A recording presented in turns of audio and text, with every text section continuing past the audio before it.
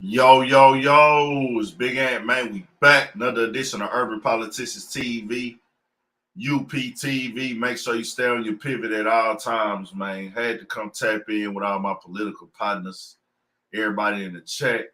Shout out to the replay gang, man. Everybody's going to catch this on replay gang on the playback of the chat, man. We here, we rocking. More things to talk about. We got a long list of topics tonight, man. This is going to be a good one for sure. I'll try to do the timestamps if I remember. Sometime I'll be forgetting to go back and put the timestamps in. But we here, man. It's a lot of motherfucking bullshit going on in the rap game right now today. Decided to come in with it early today, man. Shout out to my boy Playmaker AC. He was in here waiting. Shout out to the Loud Network, Peak Meadows, man. I'll be coming in late sometime. My bad. I tried to get it done at 4:30, but I fucked around and got tied up at the grocery store, got tied up at the bank and everything like that. But we here, we talking plenty of shit tonight. It's gonna be some back and forth tonight, man. It's gonna be some bullshit. It's gonna probably be some arguing. Some motherfuckers probably gonna get cussed out. That's probably going on tonight because talking about some deep subjects and some sensitive subjects and shit. Niggas want to come in here defending bullshit, and I gotta set the tone on that shit, man. Shout out to Love Black Poem. Shout out to Yak G. Shout out to everybody coming in the chat, man. We talking that bullshit tonight. First thing I had saw that's trending heavily, it's no secret, the Jim Jones and Freddie Gibbs situation. I haven't seen an actual video of that shit yet. What's good, Mr. Universe, Marcus 42, my guy, shout out to Dallas. I haven't seen the actual footage of Freddie Gibbs being hit or anything like that, but allegedly they had a fight out at Prime 112 in Miami. That's a high-end restaurant out there on like South Beach and shit. I went there when I was in Miami, actually. They got some pretty good steaks and shit there. A lot of bad bitches be there. I guess like all the artists, the rappers, the superstars, they all go to that motherfucker. Live ass little spot for shit show. If you go to Miami, go check out Pride 112 and catch you a vibe. They should be booming for shit show. So they allegedly had a fight there, man, but we haven't seen that motherfucking video yet on that one. Then we'll get into Tory Lanez and Megan Thee Stallion. I want to get y'all feedback. After about an hour in, I'll have some people call up if y'all want to and give y'all opinions on any of the topics and shit like that after an hour in or so. Megan Thee Stallion and Tory Lanez case got a lot of shit unfolding. About details. Seems like the case will be going on. The trial will be starting in January from what I'm seeing right now. Can't confirm everything yet, but the shit is getting real tricky. And I'm going to read through all the tweets and all the information going out. Tory Lanez is tweeting. Megan Thee Stallion is tweeting. Boosie went off on TMZ and the Shade Room for not posting his version of the story. And he's upset about it. And he said, fuck them both. That's coming from Boosie. There's a clip of that. I'll play that. What else went on that was pretty big? Fucking Jussie Smollett was found guilty of lying. I don't know if y'all seen the video I did on him. Y'all probably didn't. It was when 50 Cent made fun of him. I made a video about it after Jussie Smollett got caught lying about being basically beat up and racially and sexually profiled for being gay, which came out, bro, after watching the interviews and everything like that. Dog was fucking lying and made up this whole story. Paid two guys from overseas to come in and try to make this story official and lie on the stand or lie in the court in the case situation, but he actually paid these two niggas or whatever, and now all that shit is backfire. He looking real dumb. Don't do nothing like that, bro. I ain't here to kick a nigga while he down, but nigga, your ass grown as fuck. You a grown ass man, nigga. What you up here putting these type of stories together? A lot of people feel like the motive is trying to make his career go further and make his career turn up so he can be a star of a new TV show or some shit like that. Very unwise decision to make, my nigga. That shit makes entirely no fucking sense. Get your shit together, my nigga. But now he facing some charges. I don't think they finna sentence that nigga to no major prison time. I don't think they should do that. You know, I think he already enough embarrassed for that shit, and I don't want to see the nigga in prison for the shit. But the shit is dumb as a motherfucker, dog. Don't do shit like that. Don't do shit like that. Find another way to finesse yourself in the position, not that. We'll also get into the shout out to Steph Curry. We'll get into some sports if y'all want to. Steph Curry actually broke Ray Allen's record on the shots and everything like that. So that shit been funny as fuck. I've been seeing some memes go on today too, dog. It was funny as hell. Shout out to Steph Curry. Shout out to Ray Allen. Shout out to all the three-point greats. I personally feel now Steph Curry is the greatest three-point shooter, man, for shit show. Shout out to Musso Bronze. Yeah, all he facing is probation. Marcus 42. Okay, that's cool, man. Give a nigga a little slap on the wrist, but bro, he didn't already humiliate himself times a trillion. Like, that was some dumbass shit. Don't do no dumb shit like that, man. That shit ain't cool. You too old for that shit. We make them type of mistakes growing up, bro. We grown now, my nigga. I also want to get into some more of the Charleston White debate with WAC 100 and just the Charleston White conversation in itself trending right now still. We're going to talk about what's trending. That's one thing that's trending for sure. We'll get into that a little bit. Then Fujiano, I dropped the video today. Fujiano actually called shout out to Florida for shit show. Oh, Doc say Davion Edwards. Hey, I'm in this bitch. What's good, gang? That ain't Davion from H-Town, is it? That ain't Davion from my neighborhood, is it? Yeah, that nigga Jussie Smollett, 40 years old, man, tripping like a motherfucker. Boy, you too old for that bitch ass shit, my nigga. Now say, nah, not the same. What's good, everybody coming in the chat, man? We finna get this motherfucker started, man. I did a video today on Fujiano. He caught a new charge that happened with his situation, which is crazy as fuck. Okay, shout out to Davion Edwards. Christine Grant, what's good? Ski Mask Citizen, what's good? MJ Jess Wong, what's good? Yeah, Jussie Smollett 40.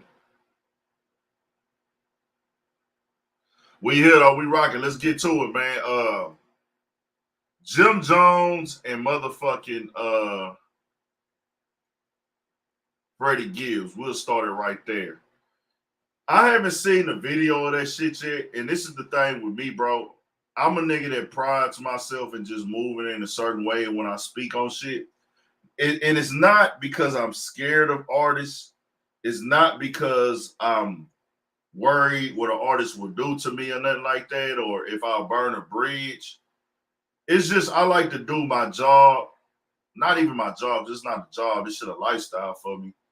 The profession and the lane that I work in, I like to do it on some player shit. And me, I wouldn't break a story of somebody getting beat up or fighting. I've actually been at a fight. I was at, if you know, I was at the Rizzo and Maxo Cream fight, and I could have easily pulled out my phone or pulled out my camera and recorded the whole thing. But I was like, bro, and released it to my content and broke it as like an exclusive. Like, I was at the fight. I could have broke that shit down and it would have got a lot of views. You know what I'm saying? And I could have got clout off of that. But I'm just like, with me, that ain't some shit for me to do. Because I wouldn't want nobody to do it to me. It ain't even just like, I know people will do that shit to you, and I know that's a part of this game. And I understand people are not going to do what I would and wouldn't do in a situation. But I do understand that, like, if I just took an L or whatever, or something went terribly wrong with my situation, if it get out there as news, it get out there as news, but I'm not going to be the one that break the story on somebody unless they tell me to break it. Now, if it's already online and trending, then there we go. If some fans actually put the video online, and then the video started going viral online, or some people that was at Prime 112 when this fight happened, if they grabbed the video, if they made a video on and started releasing it to their social media, then it just started trending and blogs picked it up. Then it's like, okay, that's cool. You know, that shit happens. That's going to happen. But when I'm the nigga, I don't want to be the nigga that breaks that type of situation. Like, I don't, it ain't for me to do. It feels like police work almost. Feels like cop work almost. But if it's out there and it's trending on multiple platforms, it's news at that point. But I haven't seen a video of Freddie Gibbs being punched, hit, or anything like that. I saw a video of Jim Jones actually in the studio right after. Then videos came out of him and Young Berg sitting down, eating, laughing, and cutting up. And then him and Young Berg was in the studio working on Young Berg album. Jim Jones posted a video today. He was on a yacht, on a boat and shit. He clearly playing into the situation a little bit as far as having fun with it. Freddie Gibbs put up a video of him walking somewhere and said, hey, man, didn't nothing happen to me. Almost. He didn't say nothing didn't happen. He just said, look, man, this me. Like, I'm good. Like, saying he good. His face ain't fucked up. Face ain't fucked up. He not beat up. And I'll play that little video right here. I think my boy Change of Plans. Shout out Change of Plans. My boy Change of Plans had posted it.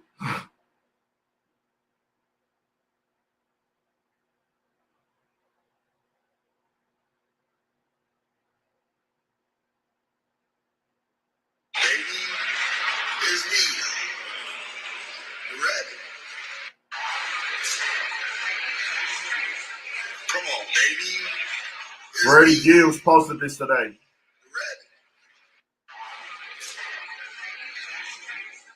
Come on, baby. It's me. So that's what Freddie Gibbs posted. Jim Jones actually posted this.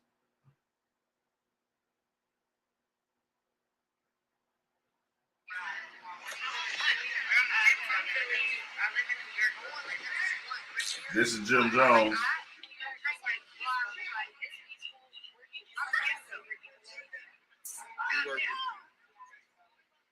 Outside, we shoot this Young Berg video.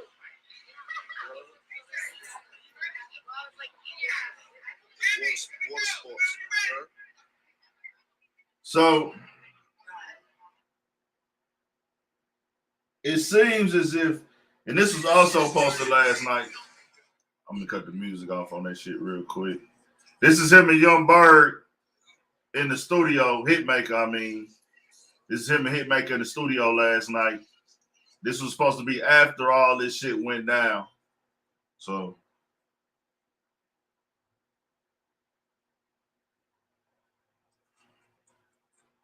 does not seem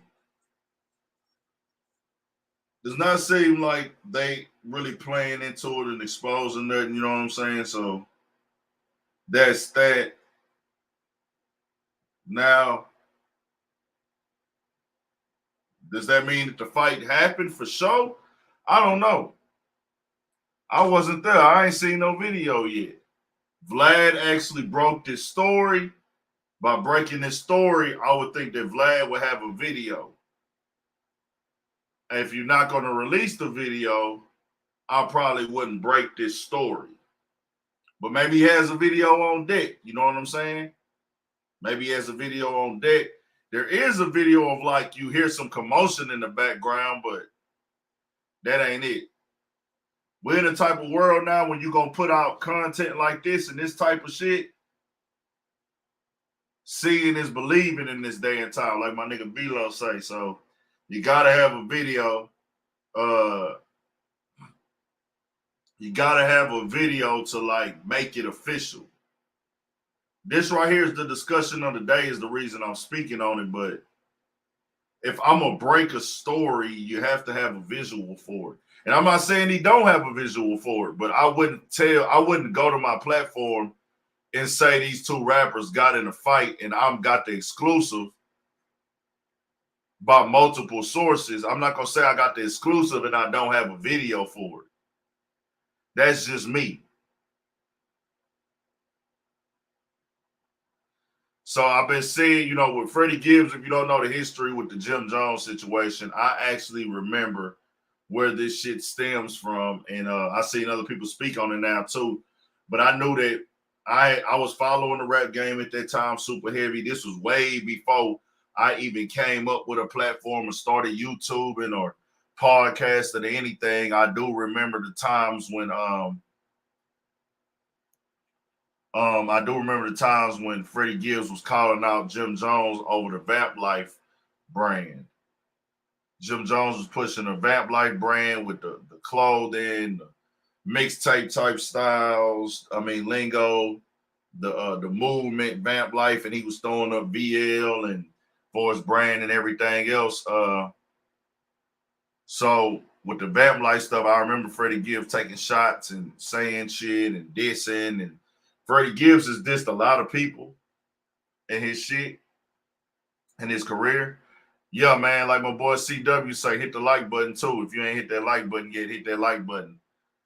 So Freddie Gibbs did a lot of dissing in his time. Freddie Gibbs does talk a lot of shit, and it is what it is. I don't see Freddie Gibbs complaining about taking any losses or getting beat up or anything like that. But if you talk shit, this is what come with it. It is what it is. Like I said, I don't hear Freddie Gibbs too much complaining about it or having a lot to say about, allegedly getting in a fight or anything like that, or he's looking for sympathy. Just know anybody who talks a lot of shit, if you talk shit and you go outside and you be in a mix, you basically saying, hey, I don't give a fuck. Like, I'm going to talk my shit and I'm going to still go places knowing I can get into it with some niggas. You know what I'm saying? Yeah, for sure, CW. Good thing if it was a scratch, we don't even know. At this point, I haven't seen a video. I don't know for sure, but if they did scratch, good thing that they had to scratch. You know what I'm saying? And not nobody else. So, yeah, I seen academics going in on it. He going to ride that wave. He going at it with Freddie Gibbs. This is all content for academics at the end of the day. So he going to make sure he go extra 10 and over and beyond on the shit and stomp all over the situation. This is right up academics alley for sure. On the entertainment side, that's what he do. That's what he going to do. This is what he going to do. But it seems that it ain't even that deep or nothing like that. Could be deeper. I don't know. Like I said, I haven't seen the video myself personally. I'm just not into really breaking that type of shit. Yeah. So let's get into the next thing, man. Tory Lanez and Megan Thee Stallion, dog. And I'm gonna bring some people up after I'm on here for a while. After I create the context and the conversation as far as like what's going on and report what's going on. I'm gonna bring people on. Let's chat a little bit later. Freddie Gibbs. Y'all hit that like button too, man, while y'all here. What's good, Rocky Santana? No, not Freddie Gibbs. Tory Lanez and Megan Thee Stallion. So I don't like on either side. I don't like how the reports is coming out in regards to either one of them, because whatever the situation is, I don't know what's fact and what's opinion yet. I don't know what's real and what's false. And I only want to see facts reported at this point. This shit been getting drug on since March, maybe, of last year. So it's been over a year and a half, man. It's been over a year and a half of this shit going on, and we haven't really seen too much real facts. Everything is theories and opinions and who you feel did what and da-da-da. So tweets and information started coming out yesterday, and I'm going to read through some of those real quick if you missed the live last night, or the podcast, Studio 56 podcast. Y'all make sure y'all go subscribe to that motherfucker for shit show. But tweets been coming out in favor of both of them. Some not in favor of both of them. Some in favor of one and not the other, vice versa. I want to say that to say and keep it all the way factual that I haven't seen no documents yet. I haven't seen no official documents. I haven't seen nobody forensics, no tests from guns, no nothing like that. So here we go.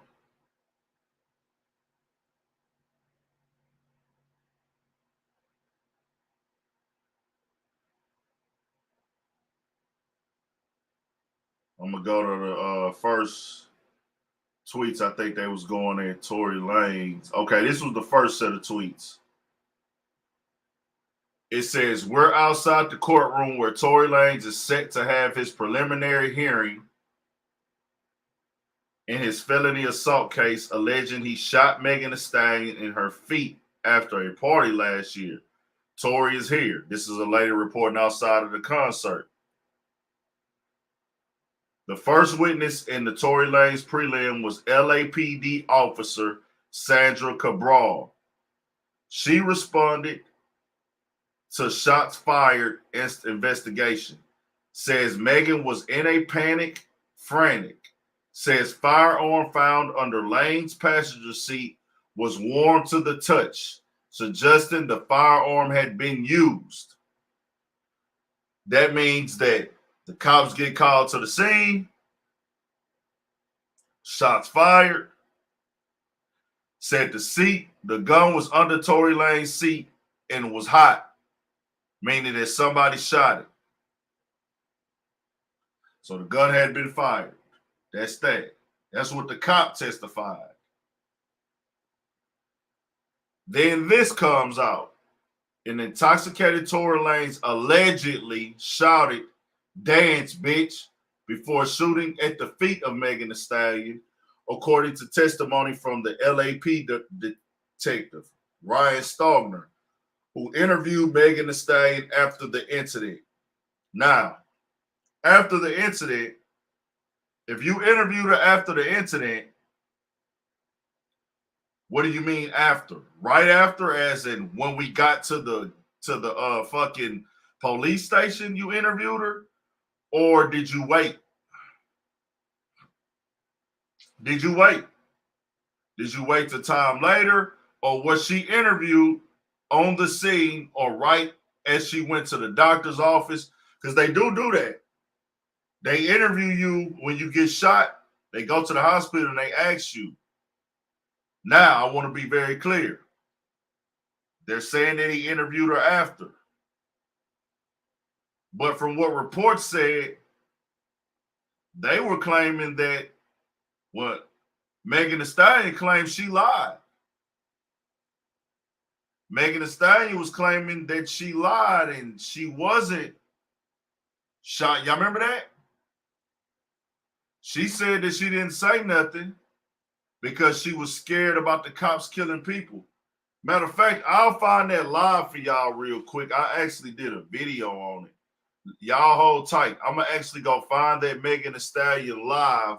And I'm not trying to solve the case here. I'm not trying to say who lying and who is and ain't lying. I can only go off what they say. And this is why they say, don't speak out. I'm looking for that case right now. I mean, that video that Megan Thee Stallion put out right now. And this is what I like for y'all to understand, bro. Facts is facts. And this isn't a fact, is she right or wrong or not? This is a fact, did she say this or not? And she said, from what I understand, that she lied to the police on the scene because she was concerned with everybody's safety because the cops had been killing a lot of black people. So she was scared, which I can't understand her being scared. I can understand if Megan Thee Stallion was on the scene scared, bro. I'm not finna sit up here and play.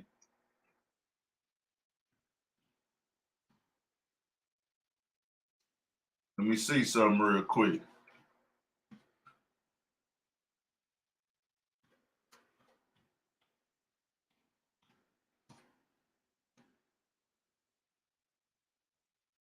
Let me see.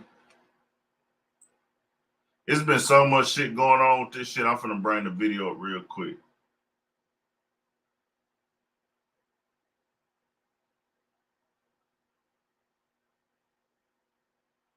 I know I did a video on that shit.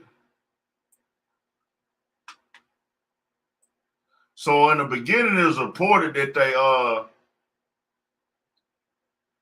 they did respond to a shooting.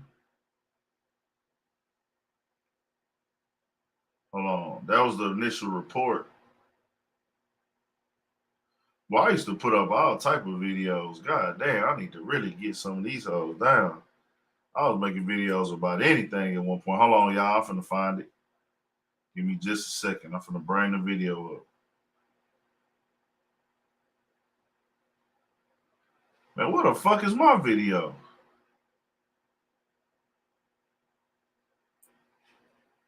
Okay, I think this might be it right here.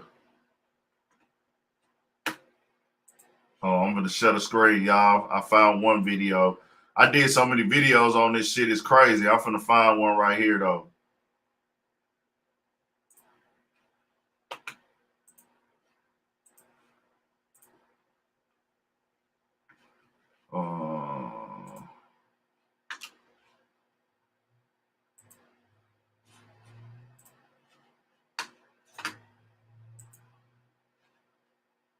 Back, another edition of Urban Politics TV. Gotta come back and do some responsible journalism, man. Megan Thee Stallion has came out and spoke and basically cleared up the situation, saying that she actually suffered gunshot wounds from the night of the shooting where Tory Lanez was arrested. And she actually said that she wasn't arrested. And you can go to her Instagram and see it, but here's okay.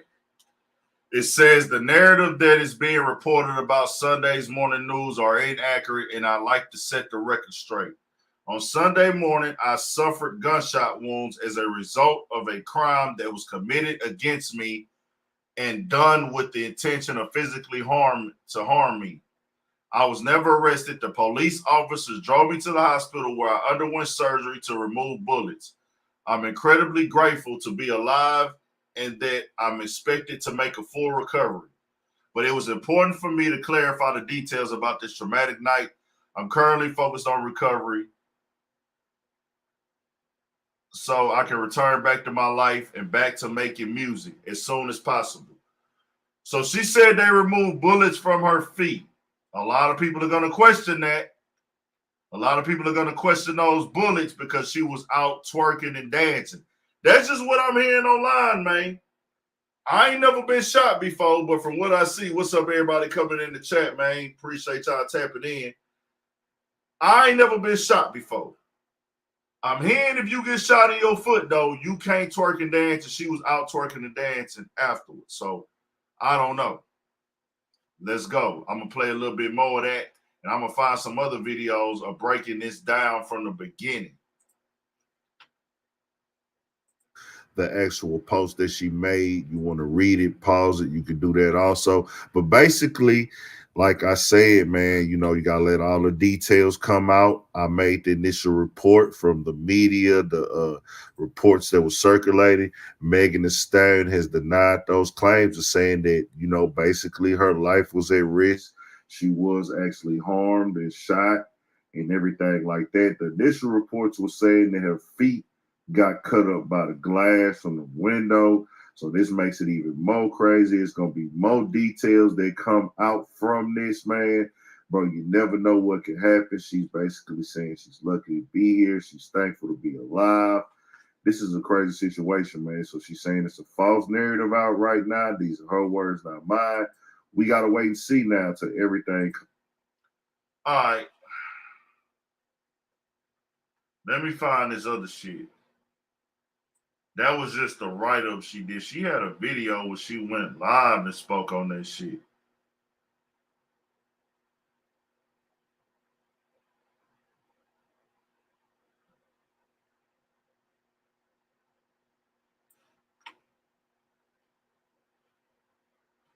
What the fuck is the video?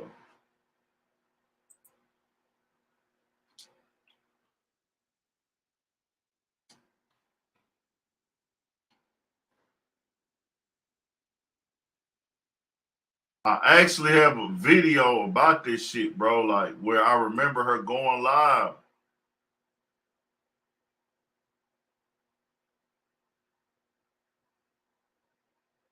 And I can't find that motherfucker.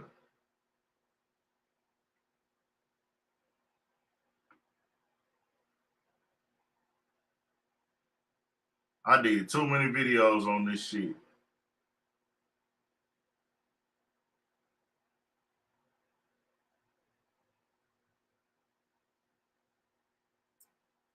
This is the initial report. Tory Lanez vehicle in the SUV, and yo, it's Big and Man. We back. Another edition of Urban Politicians TV, man. Had to come tap in real quick. Now, it was all good just a night ago or two. Tory Lanez and Megan Thee Stallion involved or around a shooting out in Cali, you know what I'm saying? LA type shit, Calabasas type shit, Hidden Hills type shit going on, exclusive type of party, seems like to me, with Tory Lanez and whoever else was there. This video hit the internet the other night with them all kicking it and shit. But basically what happened is they say an argument broke out. This some 4 a.m. shit.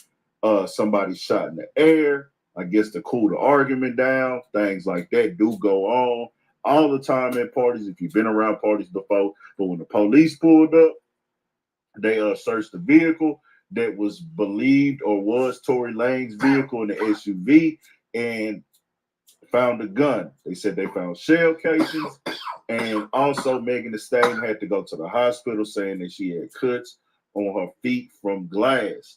So, of course, this is going to look a lot worse than it is when a motherfucker just reading the headlines of it, Tory Lanez and Megan Thee Stallion involved in shooting and all this type of thing. In the midst of it, it might not be that deep. The shell cases, that mean when the shell cases hit the ground, if you didn't have gloves on, they will be able to find the prints. Now, Tory Lanez was charged for the weapon. That is a felony charge. You know what I'm saying? As long as he is not a convicted felon, this will not be, it will be a charge. He got money. He'll be okay as long as he's not a convicted felon. A lot of times in most states, when you get caught with a pistol and you are a convicted felon, you are fried, especially if you've been in prison and done time for gun charges before. I know it's like that here in Texas. I can't speak for every single state. I can't speak for every single country, but it happened out here. So, hey, we'll just got to wait and see what happens. Now, the news is going to speculate and come up with all type of stories. Y'all know me. If it's a drastic change in information, I will come back and get an update. Okay, that was the first, when the news first broke, I dropped that video. I cannot find the fucking video to save my life where she actually went live and said that Tory shot her.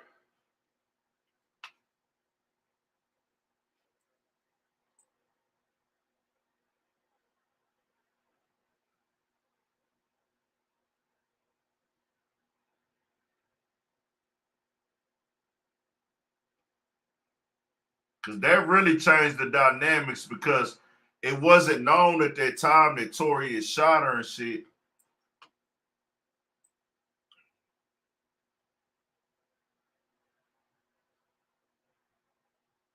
Hey, do any of y'all remember this video I did? We're going to go off topic for a little bit. I don't know where this girl is.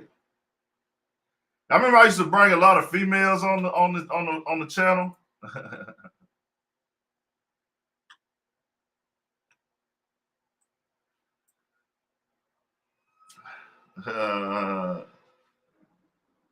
Yo, it's Big Ant Man back. Another edition of Urban Politicians TV. Got the homie Ariel in here again. Y'all have seen on here before, several videos. Give me your Instagram and things like that. Yeah, for sure. Thanks for having me. Ariel the Mermaid on Instagram. That's Ariel the with 2 E's and Mermaid with 2 D's. Yeah. For sure. So she just got done celebrating her birthday. So she's been turned up, living life, doing her motherfucking thing. So salute to her. Yes. Blessings for a whole nother year. We rocking and we working, man. So it's been. All right, I can't find the video, bro. Let me try to search Tory Lanez. I need to find the fucking video where Megan Thee Stallion went live. See, in the beginning, as we hear, it was being reported that Megan Thee Stallion had cut her foot on glass. She came back later and said that she was shot, but never said it was Tory Lanez. Then eventually, she came back and said Tory Lanez.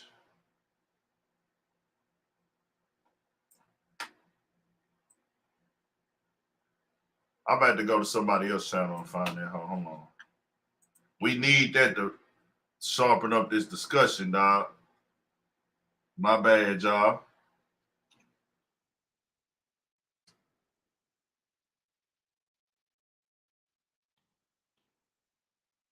Let's see.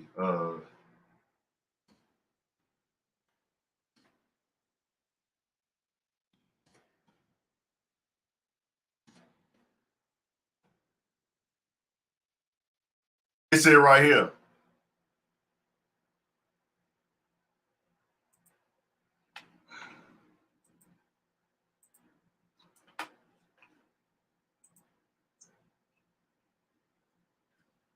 Like, I'm so over this shit. And y'all gotta know, I am the nicest, the most calm, just cool ass woman. Like, I don't be fucking with nobody. I don't do nothing to nobody. But y'all motherfuckers really dragging it. Like, I try to just be cool, stay out the way, because at the end of the day, I'm really a real bitch. Like, I'm from Houston. I'm from the motherfucking South Side. It ain't like let me go run and tell my business to the motherfucking internet. Let me go run and tell my business to the police. Like, you know what I'm saying? I ain't never been that type of person. Like, but I'm not gonna let y'all keep playing in my face. And I'm not gonna let this nigga keep playing in my face either. So, since y'all hoes so worried about it, yes, this nigga Tory shot me. You shot me. And you got your publicists and your people going to these blogs lying and shit. Stop lying. Why lie? I don't understand. I tried to keep the situation off the internet, but you dragging it. You really fucking dragging it. Motherfuckers talking about I hit this nigga. I never hit you. Motherfuckers was like, oh, she mad because he was trying to fuck with Kylie. No, I wasn't. Like, you dry shot me. Like, everybody in the car, it's only 4 motherfuckers in the car.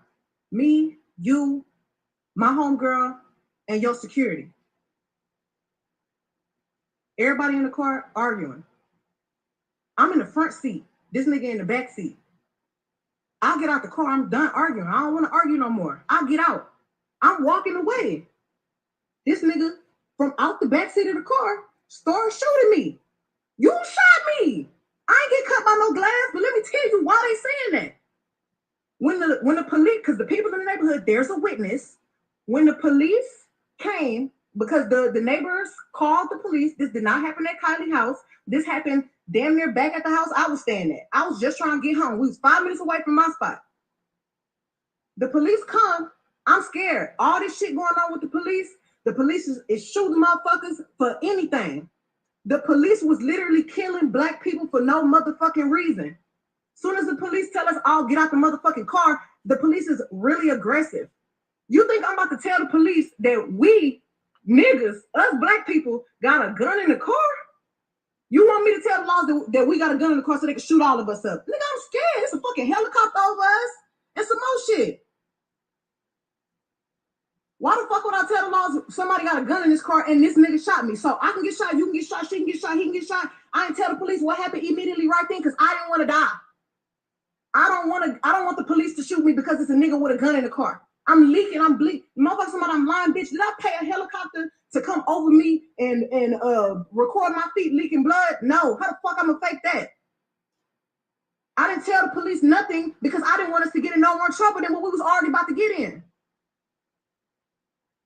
The fuck? I get to the motherfucking hospital, the police bitch being so rude to me. Well, what's going on? Like, da-da-da-da, you're being detained, da-da-da. Ma'am, I'm being detained, I'm leaking. But I'm still not saying what happened.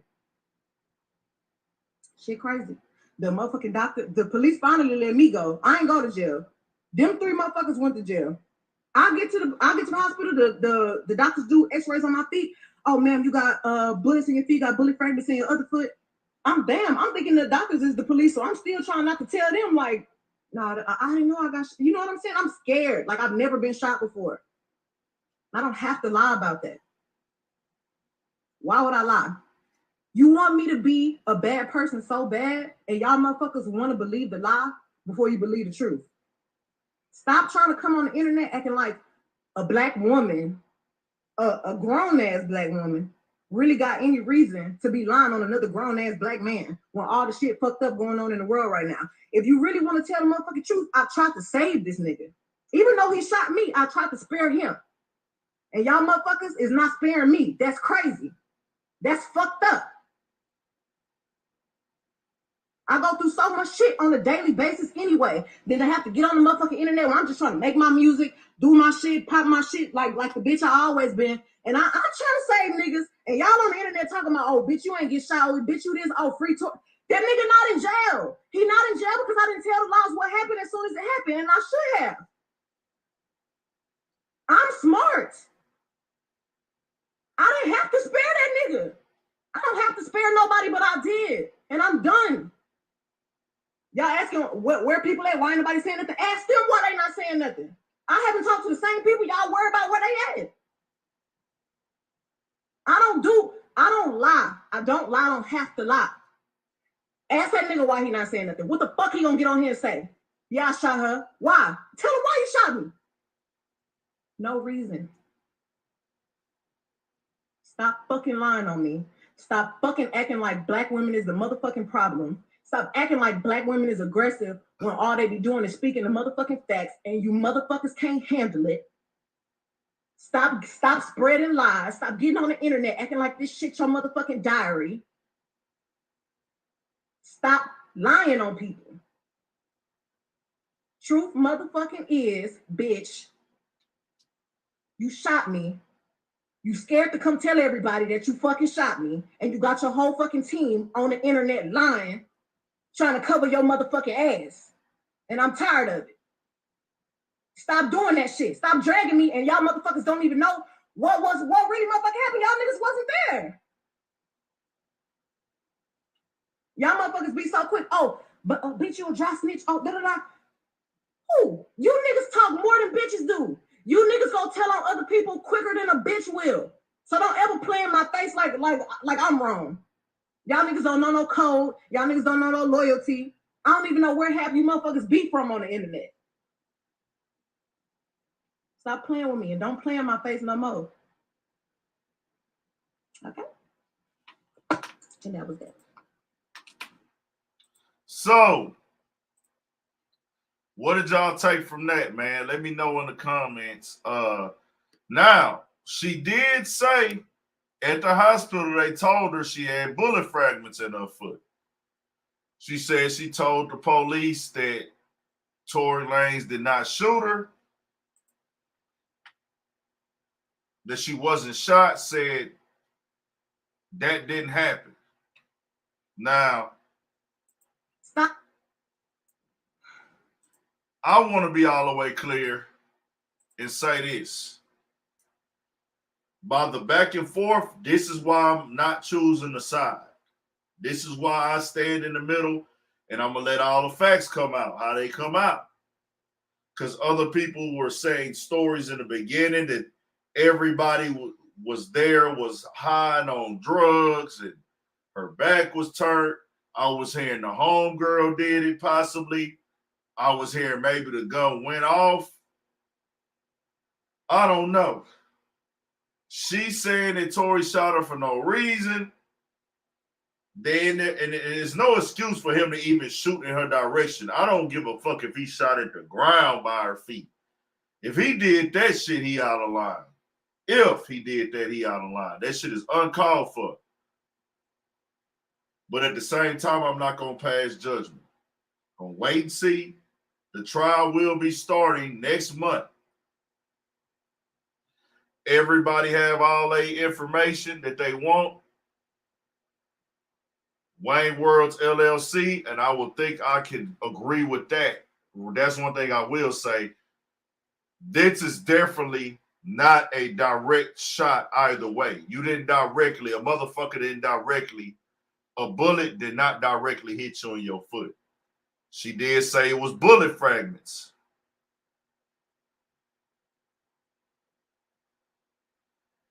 So we shall see everything, bro. I can say this. I don't know why I would agree and say this. Not picking a side.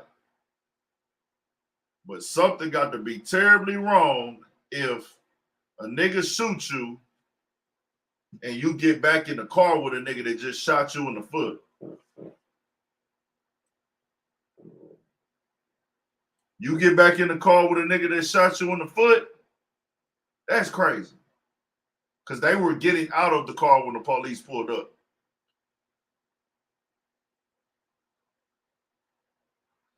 Unless it was known he shot you on an accident, or she shot you on an accident, and then y'all say, get in the car, we finna go to the hospital. Unless that was the discussion, I wouldn't think that you would get back in the car with a nigga who shot you. That's an opinion. That's not choosing sides. I'm not saying she lying. I'm just saying if somebody shoots you, I don't think you're going to get back in the car with them knowing they intentionally shot you. Now, if you knew it was an accident, then you probably be like, if a nigga shot you, like, oh shit, my bad. God damn, my bad. And he run up to you like, fuck. Hey, get in the car, we finna go to the hospital. Either way, if Tory pulled the trigger though, if you were done, my boy, you were done. That's if. I'm not saying he did or didn't.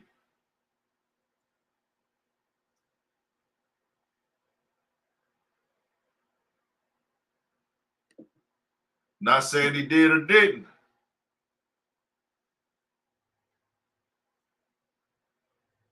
Just being honest. So, the police said they pulled up on the scene. She said the police was interrogating her. Now they do that.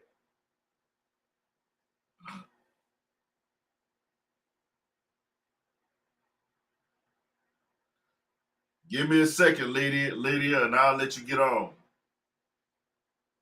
We'll let you get on in a second. I'm gonna let everybody come on. Let me run through the rest of the topics. So that's where we at with it. Let me read the rest of these tweets and shit that's coming from the courtroom from both sides.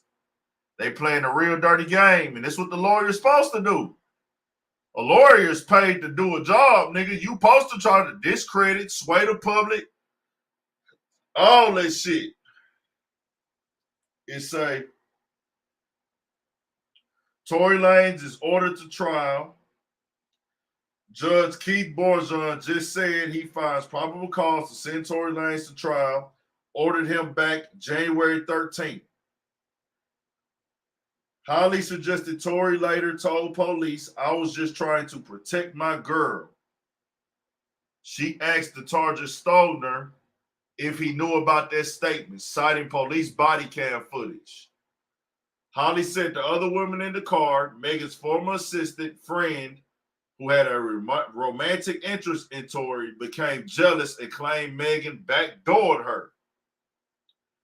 Tory Lanez's defense lawyer, Sean Hawley, questioned Stoner on the dispute that led up to the shooting. She said an argument in the car escalated when it was revealed Tory and Megan had been in some type of intimate relationship.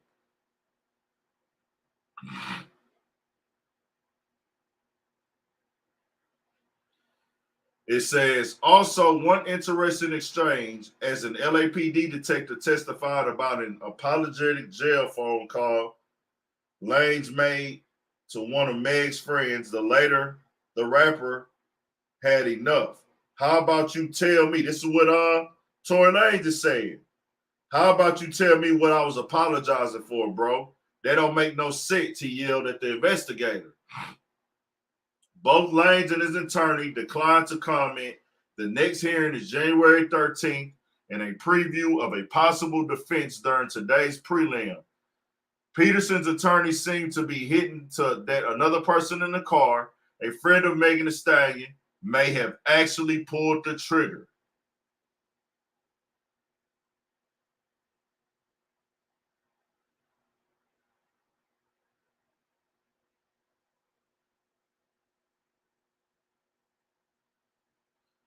Tory Lanez then goes online and says, nah, I need someone to report what was really said in court today. 45 minutes of my lawyer stating contradictory evidence that proves my innocence should never come back as one false story forced to by the media.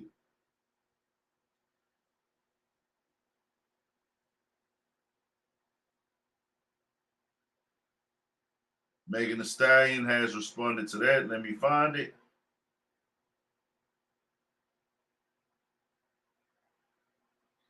So Megan Thee Stallion said today, don't blogs, journalists. What the fuck is this on video? My bad, y'all.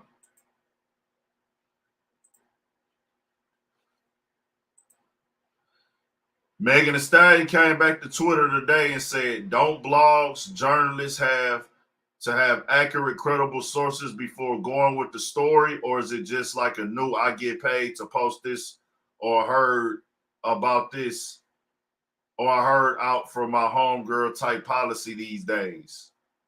Like I've been shot, and the focus on some of these headlines are dismissing that I was attacked with a weapon while I was unarmed and trying to paint it as a cat fight between friends. Why do I have to relive this with everyone on the internet every day and watch y'all gaslight me?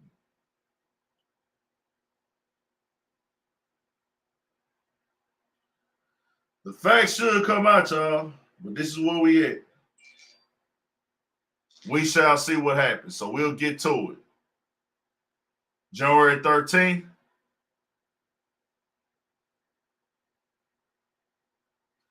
Hey, we'll see. According to Megan Thee Stallion, there's footage. I don't know. We shall see. We shall see. Charleston White and Whack 100. I think we'll save that debate, or even just the Charleston White shit. We'll save that conversation for later, because that'll just go back and forth, and we'll get into that once we start joining, bringing some people on. We're going to have different opinions on that situation for sure.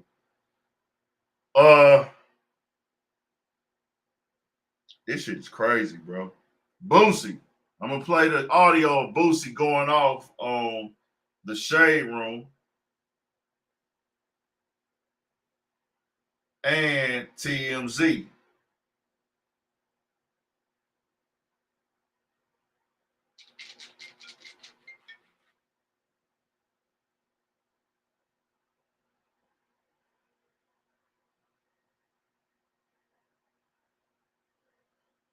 See if I can find this motherfucker. Hold on, y'all. My bad.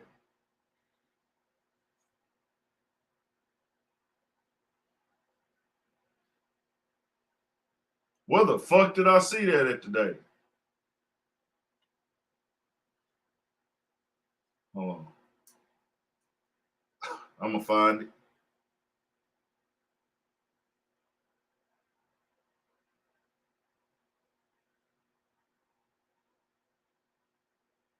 Man, where the fuck did he post that shit at?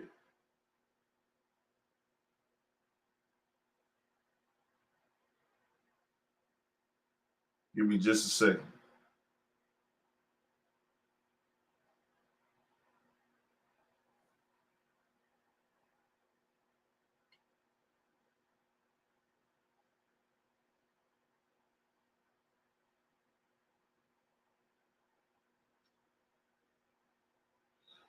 Somebody else reported. They said somebody had the gunpowder on their hands. I can't confirm that shit, though. Man, I can't find that Boosie fucking post, man.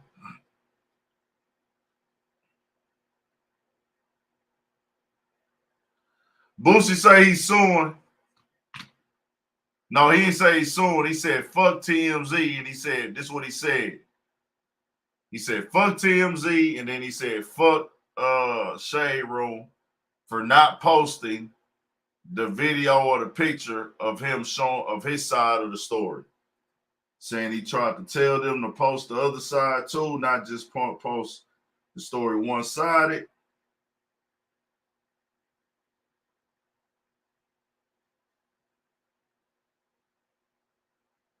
It's always up and down, man. Always up and down.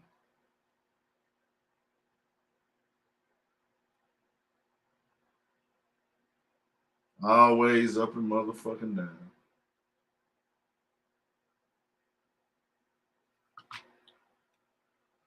So we'll just see what happens. Boosie just doing what Boosie be doing, man. It was funny as fuck, though. That's why I wanted to find the fucking clip for y'all.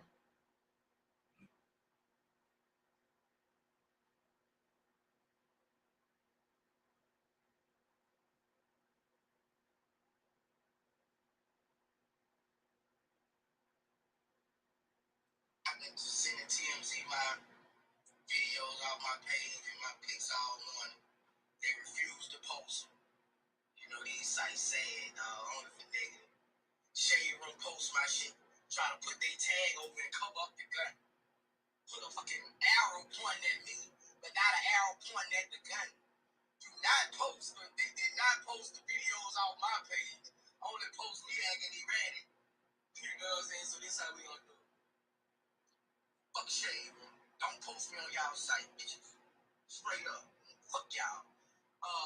TMZ, when I get off the airplane in California, you are not allowed to come ask me anything or it's gonna be a fucking brawl. Don't ask me nothing. You're not allowed to approach me. Anybody from TMZ, you are not allowed to approach me anymore. Shade Room, don't post me, man. Say the fucking post it, man. Straight up, y'all beast. Now I've been sending TMZ my Don't post Boosie. That nigga said y'all lost the privilege of posting him, nigga. Boosie said, don't run up on him in the airport, TMZ. Y'all not allowed to no more. It's gonna be a brawl, nigga. I ain't gonna lie, the way TMZ move, them cameraman that work for TMZ, they want you to hit their ass, niggas. They want to sue. They want to sue. TMZ a motherfucker, because it's kind of like you really, like all the people that be at the airport don't be working for TMZ. They just know if they get a good question or a good footage or anything that they can run up and sell it to TMZ. TMZ will buy it. So that's why you see some of them niggas out there taking their risk and shit like that.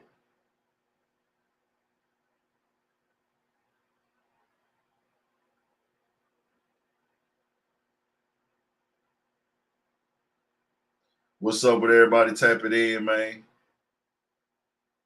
Shout out to Warren Lopez, my guy. Oh, yeah, man. Ain't a lot of morals in this business. I ain't gonna lie to you. Just understand that. It ain't a lot of morals in this business at all. Just know that. It's all about the money, man. Very rare, very, very rare do morals come into play. There's times that all these big platforms do have information that they decide to go and keep on the tuck and whatever reason they won't release certain shit. But most of the time, if it's some bullshit, they finna release it, man.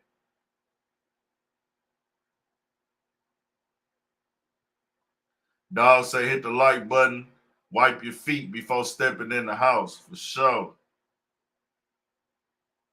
Yeah, we talked about that Jim Jones shit. It ain't no video, so it's all circumstantial evidence, bro. Ain't none of this, ain't no video on it or nothing like that shit. So we just keeping that all the way real and solid on that manner.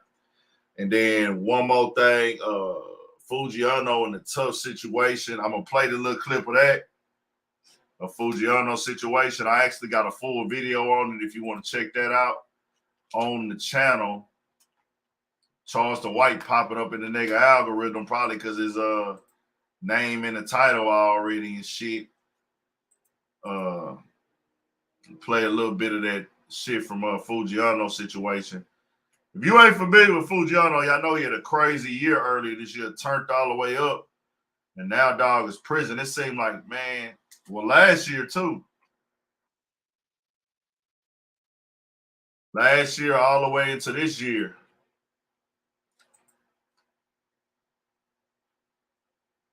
I'm going to play a little bit of this, and then we're going to start having some people call up.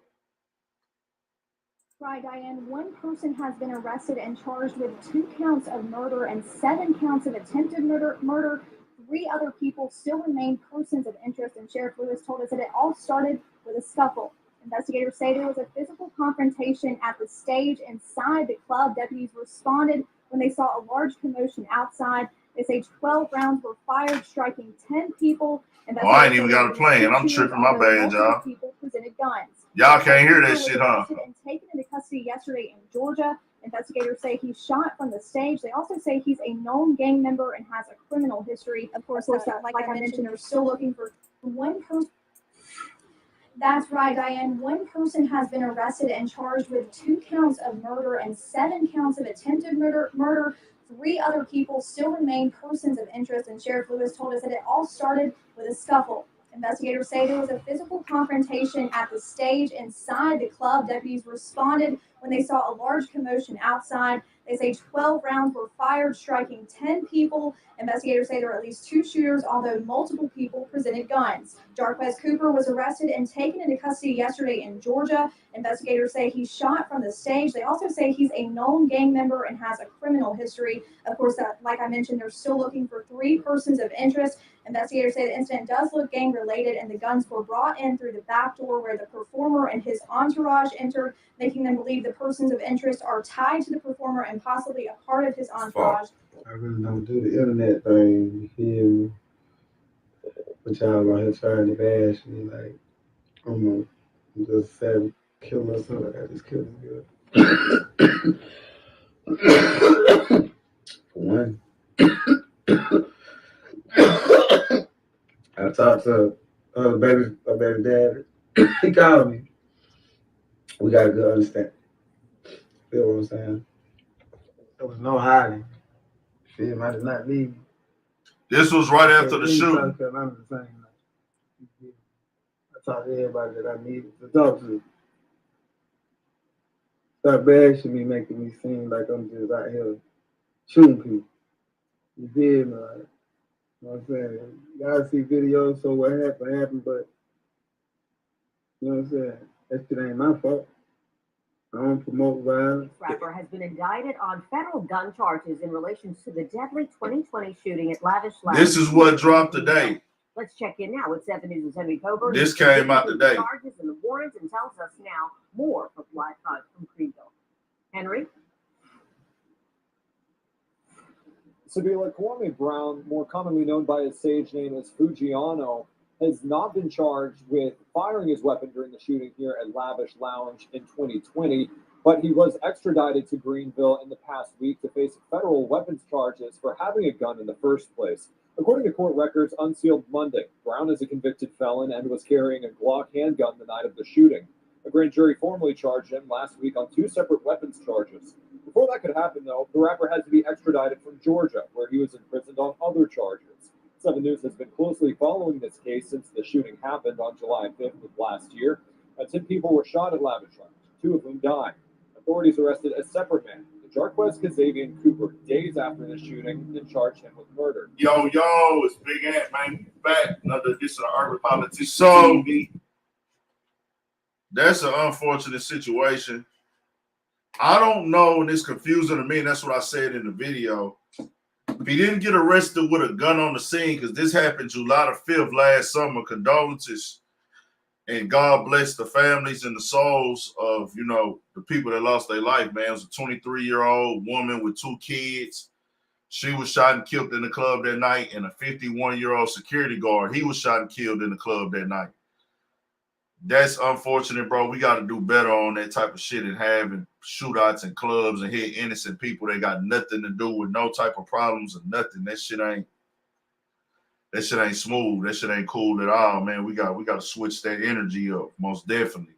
I hate to hear that type of shit. The people got kids and all that. So somebody was arrested and charged for this shit. Why would they go get Fujiano and give him a gun charge? They said he had a Glock in the club that night. I don't know how he would be able to have a Glock in the club that night and not go to jail that night. Or how did y'all know he had a Glock? Like, what made y'all say that? Is it on video? Or is this whole story just a reach? I'm in question of that right now. Because if I was at a shooting a year and a half ago and I had my gun, if y'all didn't arrest me with the gun or I didn't get caught with the gun, why am I getting charged with being on a certain scene on a certain day with the gun? That shit just awkward to me. But we shall see, and I'll keep y'all updated on how all this shit go. Innocent until proven guilty in that case right there. Fujiano was already serving time for other charges, and he got a few years, you know what I'm saying? And we'll see what happens with everything, but I'll keep y'all updated. Don't seem like this is going to stick to me. It just seems real far-fetched, but all the details are not out yet, but this is what the news reported today. So, anybody want to come in and tap in on the Megan Thee Stallion situation? I'm going to drop the link right now. Anybody want to come in and tap in on the Megan Thee Stallion situation? Oh, shit.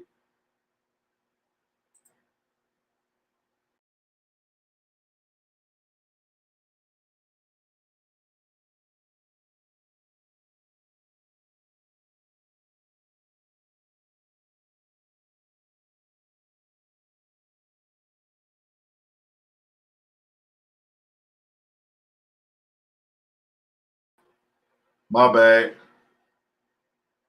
The Megan Thee Stallion situation.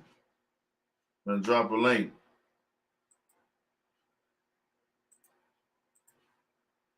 Right now, we're talking about the Megan Thee Stallion situation. I know Lydia has said she wanted to come in, so Lydia, you most definitely come in. We'll take a couple people up, come tap in.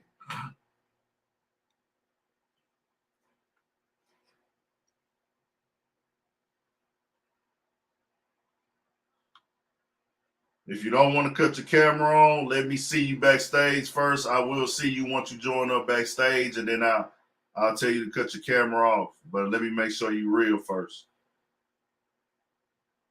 We're going to try to have a sensible conversation about this. No opinion is wrong, but facts is facts. When you speaking, just know that. Appreciate it, Dejon Walker.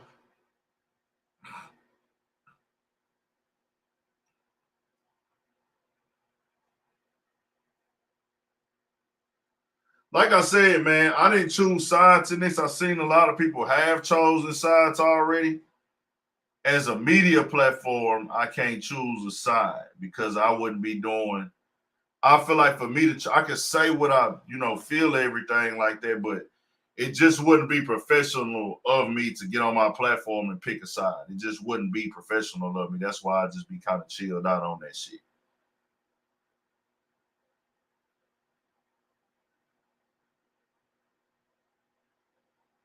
I guess they don't want to join in.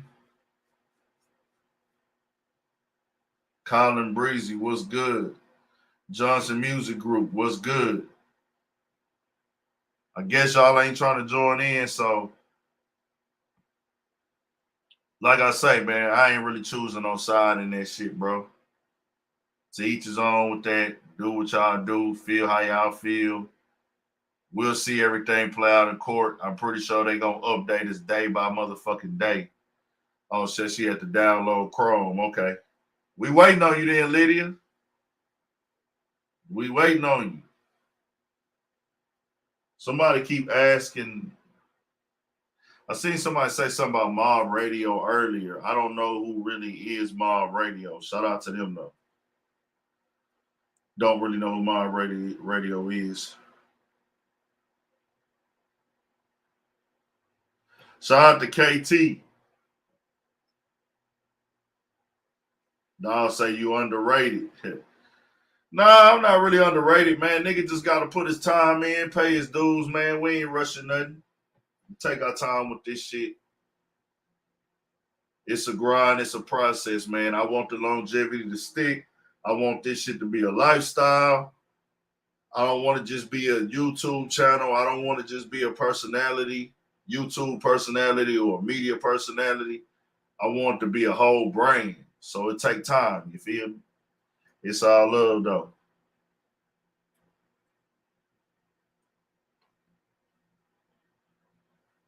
Okay. If they got a YouTube channel, tell them tap in. Let's get a collab in, or I'll come on they shit. I'll go on anybody's shit, bro. Anybody want me on their platform, I'll go on there. If you got a YouTube channel, let's get it. For sure. I want that.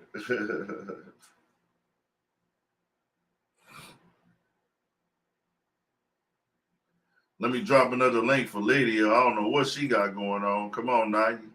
Today, Junior, we gonna go to the next topic.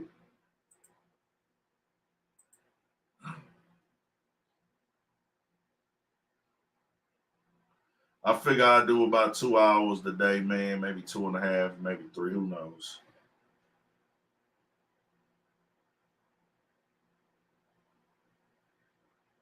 Check out the YouTube.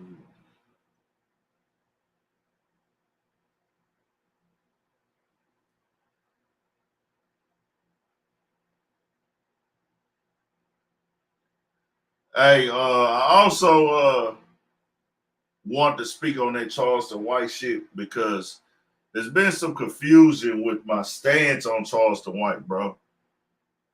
Say she's switching the browser, okay. I'm not saying that other niggas don't learn from Charleston White. Y'all might do. I'm just saying with his content, I don't learn anything from that nigga. And that's not saying he not saying real shit. I said he does say real shit at times. But I already know that shit. Now, if you don't know that shit already, that's on you. Don't try to put your knowledge level and your intellectual level onto me. Don't tell me that Charleston White or any of these niggas on the internet are going over my head. They are not. I'm not learning anything from these niggas. Only factual statistics that you read up out of history. It's not that I can't learn nothing from you. I know this already, what you're saying. Who doesn't know that gangs kill people? Who doesn't know black on black crime is a problem in the community? Who doesn't know it's disrespectful to disrespect the dead? Who doesn't know certain Asian store owners in the community are racist? He say some real shit at times, but I already know this stuff. I've dealt with this stuff. I've been hands-on with this stuff. How you gonna tell me about something I already been hands-on with? Now,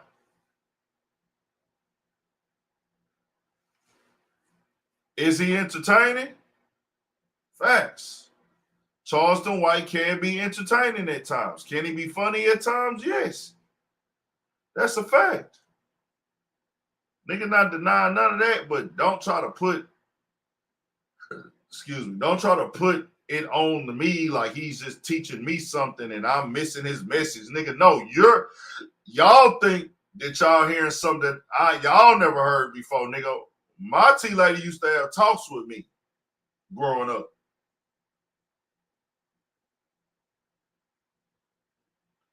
My tea lady taught me right from wrong. My tea lady raised me up, yes, ma'am, no, ma'am, yes, sir, no, sir. You heard what I said. My tea lady raised me up, yes, ma'am, no, ma'am, yes, sir, yes, sir. Hey, this is my house. I run this house. You are my child. My responsibility is to put clothes on your back and food on the table and a roof over your head. Anything else is extra. This house, you are my child. My responsibility. I need you to mute that volume. Clothes on your back and food on the table and a roof over your head. Anything else is extra. This house, you are my child. My responsibility. I need you to mute that volume. Clothes on your back and food. Yo.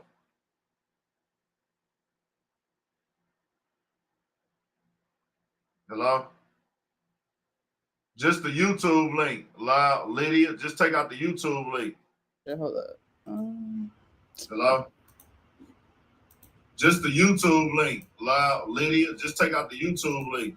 Yeah, hold up. All right. Hello?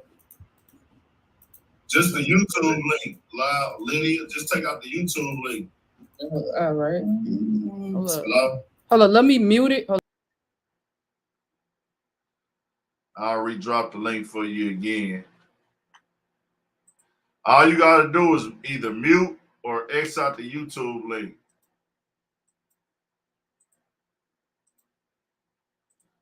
So I say that to say this, man.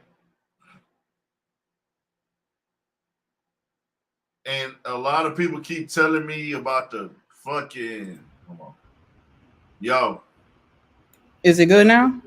Yeah, you should be good now. Okay, my bad. I had a X out. I'm on this Chrome. I had to download Chrome real quick because I got a Mac. That's what's up. Where you from, Lydia? I'm from BR, Louisiana. Shout out to Baton Rouge. Yeah. Nah, so how long you been tapped in? Talking about with your channel or with the story? The story and the channel. Just say both. Your channel. I think I started following you around about the time when that whole debacle with the Joe Budden podcast with Marlon. Hey, I gained a lot of supporters. Yeah, because I love that podcast. So it was right around that time. And then locked in with the story, probably like since it happened, you know, via social media and reading articles here and there. Got you. Okay. So when it first happened, what do you remember the first thing that you got reported in this Megan Thee Stallion situation? What came to you first? The first piece of information that came? It was the first piece was Megan Thee Stallion situation. I think it was probably like what came to you first? The first piece of information. Is that mine or his? That's AC's. He finna fix it. Okay. But when I first seen the story, I actually was shocked. Was actually shocked. I don't know when the last time something like this happened. Like superstars.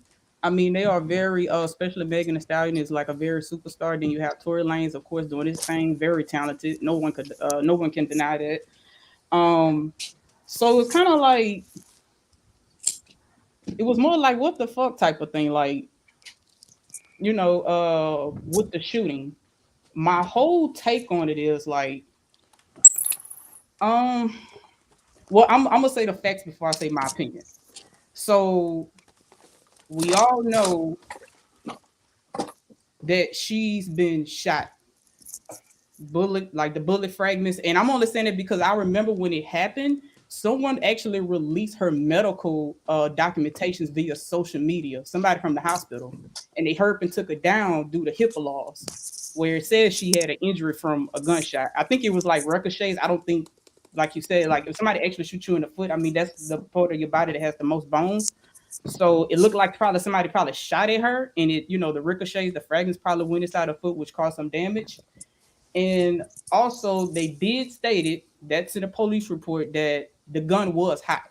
So the gun was used. Now, was it Tory Lanez? I mean, I don't know. It was only 4 people in the car. Like she said, her friend, his security guard, and him. My personal opinion, I think he did it, and it's not really based on, like, to be honest, I'm not gonna say it's like based on these whole bunch of facts and stuff like that, because people saying her story sound fishy, but his does too. Like, his story is not no better than hers. Like, if we pointing the finger, both of their stories not matching up, right?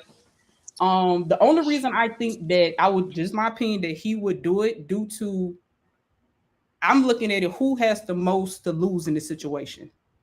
Megan Thee Stallion was already Megan Thee Stallion when this happened. So it's not like it can't, I mean, if it was a publicity thing to boost her career, but she already was the brand, If that was the case, I would think they would have got somebody who don't have the funds to fight against it. Somebody probably want to, if this was like a publicity stunt. And also, if it comes out that she's lying, her career is going to take a major fucking hit, like bad. So that was my only optics of where I would think that he did it, because it's like I haven't heard, and I know people saying that he did do it, which is there. I don't feel the type of way. People say he didn't do it, but when I ask even people who I know, it's like, why do you think he did? I never heard a valid reason, even via social media, that what would be the reason of her lying. Like, I haven't heard a really good one, okay, so because I'm only saying because she's the bigger star. That's all. Because she has more to lose. It comes out that she's lying, and then if it does, she's gonna take a major hit. Okay, to be very clear here, you got a right to say what you want to say and believe what you want to believe, for sure. But there's also this aspect of Tory Lanez hasn't really came out and said what happened. He hasn't told the story yet, which your lawyer is going to advise you to not give any detailed stories of what's going on.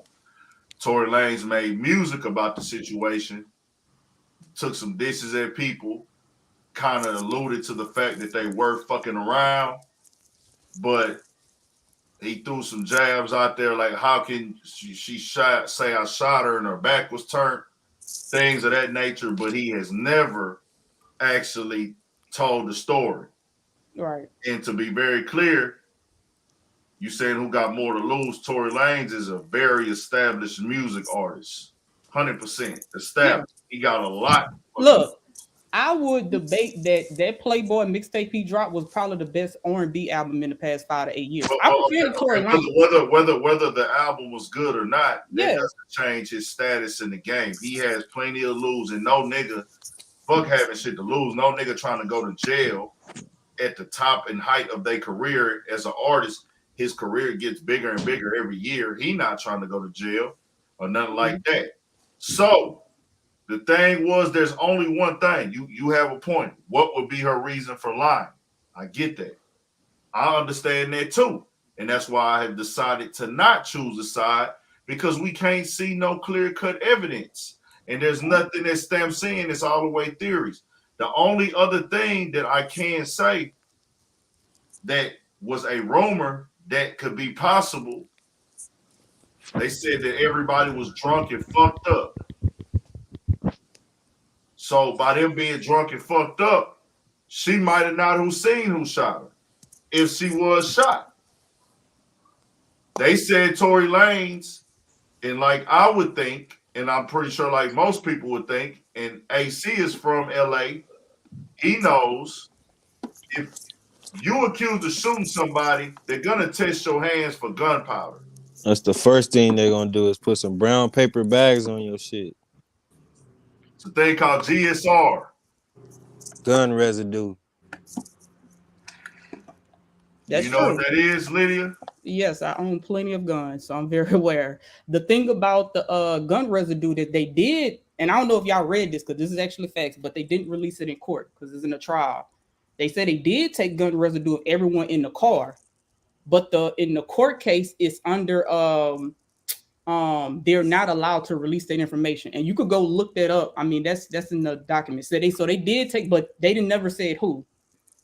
So I didn't say it's him, but they did. I ain't trying to cut you off, but I will say this: that if they would have tested Tory Lanez and they found gun residue on his hands or gunpowder on his hands, then they wouldn't have charged him with just possession of the gun. They would have charged him with firing it, because then it's like they know he fired that gun for sure. So that, like, now it ain't even a thing of the possession. We know you possessed it because you fired it. But would arrested one of the other two? No, what I think, I really believe that when the police got there, I think everybody said they didn't know who gun it was. And I think that since it was Tory Lanez's car, they just took Tory Lanez to jail because like out here in California, and I've been in this situation, so I know, like, if I'm in the car with 3 other people and I'm a passenger in the car or driving it or whatever, if we get pulled over and the police search this car and find this gun in here, we could all say, hey, we didn't know that gun was in the car, that gun ain't mine, or none of that. Whoever that car belonged to, that's who they're going to take to jail, because they're going to say you responsible and knowing what's in your car. and they're gonna take that person to jail, and them other 3 people might get on. They might go on home.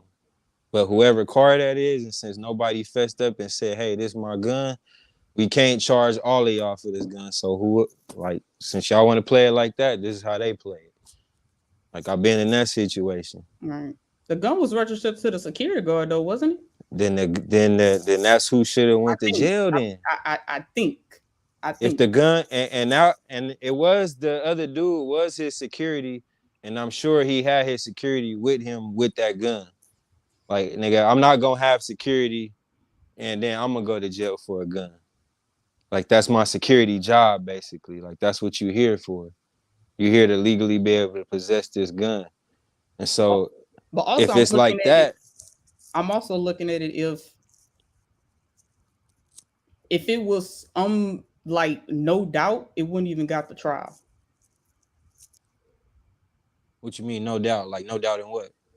In the situation, like if it was something that, like this, is what I'm saying. Both of their stores is not adding up. Like his store, because I remember the Megan Thee Stallion thing because she only responded because Tory went on live. Now, like Ant said, he never said what happened, but I remember Tory going on live about the this one, like when the blogs, I guess they was trying to demean her, like it never happened or whatever the case may be. I'm not sure. But I know he went on live first and was talking about the situation, and then that's when, you know, that the video that he played earlier, she came on there and, you know, because I remember neither one of them. No, he didn't go on live first. She went on live. I think first. she accused his people or his team of lying. Like putting information out or lying on her or trying to make it seem one way. She was saying that his team and his people was pressing that. Because I really hate when people go on social media and it's and like when lawyers and police, when investigations are involved. I hate when people go on live and try to explain shit because I think it just makes the situation worse. Yeah. Her as well. Like I don't think she should have went on live. Even it could be shit. They lawyers hate that shit. Yeah, I don't. And I know Tory Lanez went on. Like I said, I thought it was before, but I know he went on live, but he never went into details about the situation. It was kind of more like, you know, I didn't do it type of thing, and it was like an hour-long live or some shit. But both of them, I really don't think neither one of them should went on live. Like I think both of them just should have kept quiet, go to trial, and let it, you know, end up the way it's gonna end up. I always think that's a bad idea when people try to prove their point on social media, because I agree with you on that. Because no matter the people who think Megan Thee Stallion's lying, they always gonna think you lying. So there's no point of trying to prove them.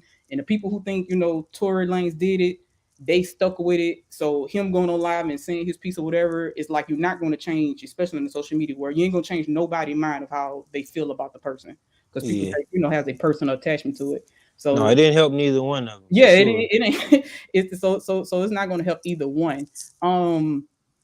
It's I think something happened. Like I said, I think both of their stores is not adding up. I can't even still believe that she actually had, because they said that they dated or had a thing going on. Like the story was, you know, the other girl in the car, that she had a thing for Tory Lanez and she felt some type of way about Megan because Megan had some type of relationship with Tory. So the friend felt like she kind of went behind her back. But well, that's what I was gonna say. For like, you know, you have a right to choose your side and everything. But that is my only reason. I ain't even saying my reason. Okay, and that's what I was gonna say. Yeah, like, I ain't even saying my reason is valid. That's just my thought process. And I could be completely wrong, but I think that she mad that everybody knows she was fucking with that nigga now. That comes off as a very, very possible situation that, like, she probably felt like, I want to fuck with Tory, but this won't be a good thing for my music image to fuck with Tory. So that's why I felt like they fucked around behind the scenes. Like, hey, we just gonna keep it player. And if you go back and look, they was hanging together like a motherfucker. Yeah, they was. They was taking pictures together. They was at the Rock Nation brunch together. They was on IG Live together when he was doing all of the IG shit. What they call it? They're just an odd ass couple. IG quarantine. I know. They're just an odd ass couple to me. Like Megan Thee Stallion is like fucking 6 foot, probably 200 pounds, and Tory Lanez is like 5'2" and like 115. I know people date, you know, you like who you like, but image wise, it just it throw But me a off. career, But you know, the ism, but the ism is the ism. The ism is undefeated. right. Personality's a motherfucker. Shit, you look past everything after a nigga he already on the same playing field as you as far as success in life. And then once you start so you knocking that out, okay, he already successful. Okay, he might not be the most image thing for me, but hey, this nigga might be a funny nigga behind the scenes, a cool nigga behind the scenes. He might have game. And then once you fuck somebody with a good personality and you enjoy yourself, you'll find a way to just like keep them around. Look past certain Look, shit. I'm not. I was just talking about image wise. I'm just saying though. You right. Look, that's what happens. I think every woman that's fucked a nigga and like the nigga that they know is probably not best for their image or even having this shit together, but you start liking somebody's personality. Shit, every nigga done fucked with a female that he wouldn't want nobody to probably necessarily know he fucked on him. Exactly. Especially me. I'm just saying. Exactly. I'll admit it. You know what I'm saying? Like sometimes you go that route, but that's life. We all humans here. Right. So I want to be very clear here. This is my thing. And I like what AC said. We break down these situations with the police and we look at these situations where there wasn't a report of residue. And like you said, they keep that private. Now, that's why I say we can't choose sides until the court date comes and all the facts come out. Because we just don't know what's what. Right. And that's I'm not all choosing no side because I still listen. Like I'm not one of these people. Like, I mean, I ain't gonna lie. I'm gonna be totally honest. Like when it first happened, I didn't listen to Tory, and like I said, like his R&B album was like one of my favorite. Is that Playboy is one of my favorites, and Chicks tapes. I didn't listen to him for a little minute. Now you know, but that was just my personal choice. Now you know, I didn't listen to his new album, but I'm not doubting his success. Like he's very successful. I'm just talking about like on a commercial wise. That's it. Like on a I ain't even talking about musically. Just Megan Thee Stallion is more commercial branded. That's all. Like with the Popeyes. No, she's a bigger. No. Let's be clear. She's a bigger brand. You know, she got the Popeyes deal. Right. This deal. Right. I wasn't talking about Tory like he's slacking in any form. No. Yeah. But I think Tory Lanez got more to. I think he got more to lose in her because he actually owned his music though. Yeah. At this point, he in this shit all on his own. It's gonna be interesting to find out I mean, it's gonna be in a couple of more months until another thing unravels. Yeah, and another thing that's crazy is like if this shit if it turns out that he really did do this, then it is gonna be fuck that nigga, period. But the police and everybody that like the police get like all type of calls every day. Like it'll be hard for the police to go in there and say, hey, we got called to a scene where it was a gun or shots was fired, and we took this girl and we put in a report that she said that her foot got cut by glass. Like they'll look kind of stupid. Then the doctors or whatever that like you can't treat somebody for glass and it's a gunshot wound. Like you can't, like that shit don't go. Like all of y'all look like unprofessional and like y'all should lose y'all job. Like y'all wasn't on y'all shit. And this is why we will see what happens. Because, and to be clear, they saying this team, that team did this, the media was most definitely more on, the fans might have not been, but the media and the industry was most definitely more on Megan Thee Stallion side in this situation. That is undeniable. Yeah. Undeniable. Now, there might have been certain little stories and write-ups that might have not worked in Megan's favor and more in Tory's favor. But I want to be clear. The industry as a whole, as far as the media, music, platforms, all this, they was on Megan's side. Tory Lanez is not on no playlist. Tory Lanez had to do everything independently. After this, he had already went independent, but they wasn't fucking with Tory Lanez. A lot of people was calling Tory Lanez a piece of shit. people actively spoke out against Tory Lanez. The only platform that I could say was just on some like whatever shit with Megan Thee Stallion directly was DJ Academics. He the only one. Everybody else made sure they kept it clean and kept it in the middle, or they jumped on Megan Thee Stallion side. Vlad jumped on Megan Thee Stallion side. Complex, Hot 97, the niggas that was getting hosted on Everyday Struggle. A lot of these platforms, a lot of Houston rappers jumped out there. Rick Ross jumped out there. Yeah. A lot of people in the industry jumped out there on Megan Thee Stallion side. So, hey, we gotta wait and see. Maul, you say you came from Joe Budden. Maul jumped out there. A lot of people jumped out there. So I also think a lot of people probably was against Tory Lanez as well, because he has a history. I remember a while back he had a history of I don't know if it's true because I forgot the details, but I remember like a couple of years ago, some women had came out of abuse charges, and I think that was like 3 or 4 years ago. So I think a lot of that also played in her favor as well. I think this happened around like 2017, 2018. I think charges were filed. I'm not going to sit here and lie and say what was the outcome of that. Look it up, man. Look it up. Yeah, but I know this was years ago. I know for a fact some women came out on social media saying he physically and verbally abused her. This was years ago though. So I think that didn't help because you know how people like to bring up old shit. But they didn't say it off of that though. No, I'm not saying it off of that. I'm talking about, but that didn't help the situation either. Yeah, but that situation wasn't brought up and nobody reasons for why they jumped out there on them or nothing like that. You know what I'm saying?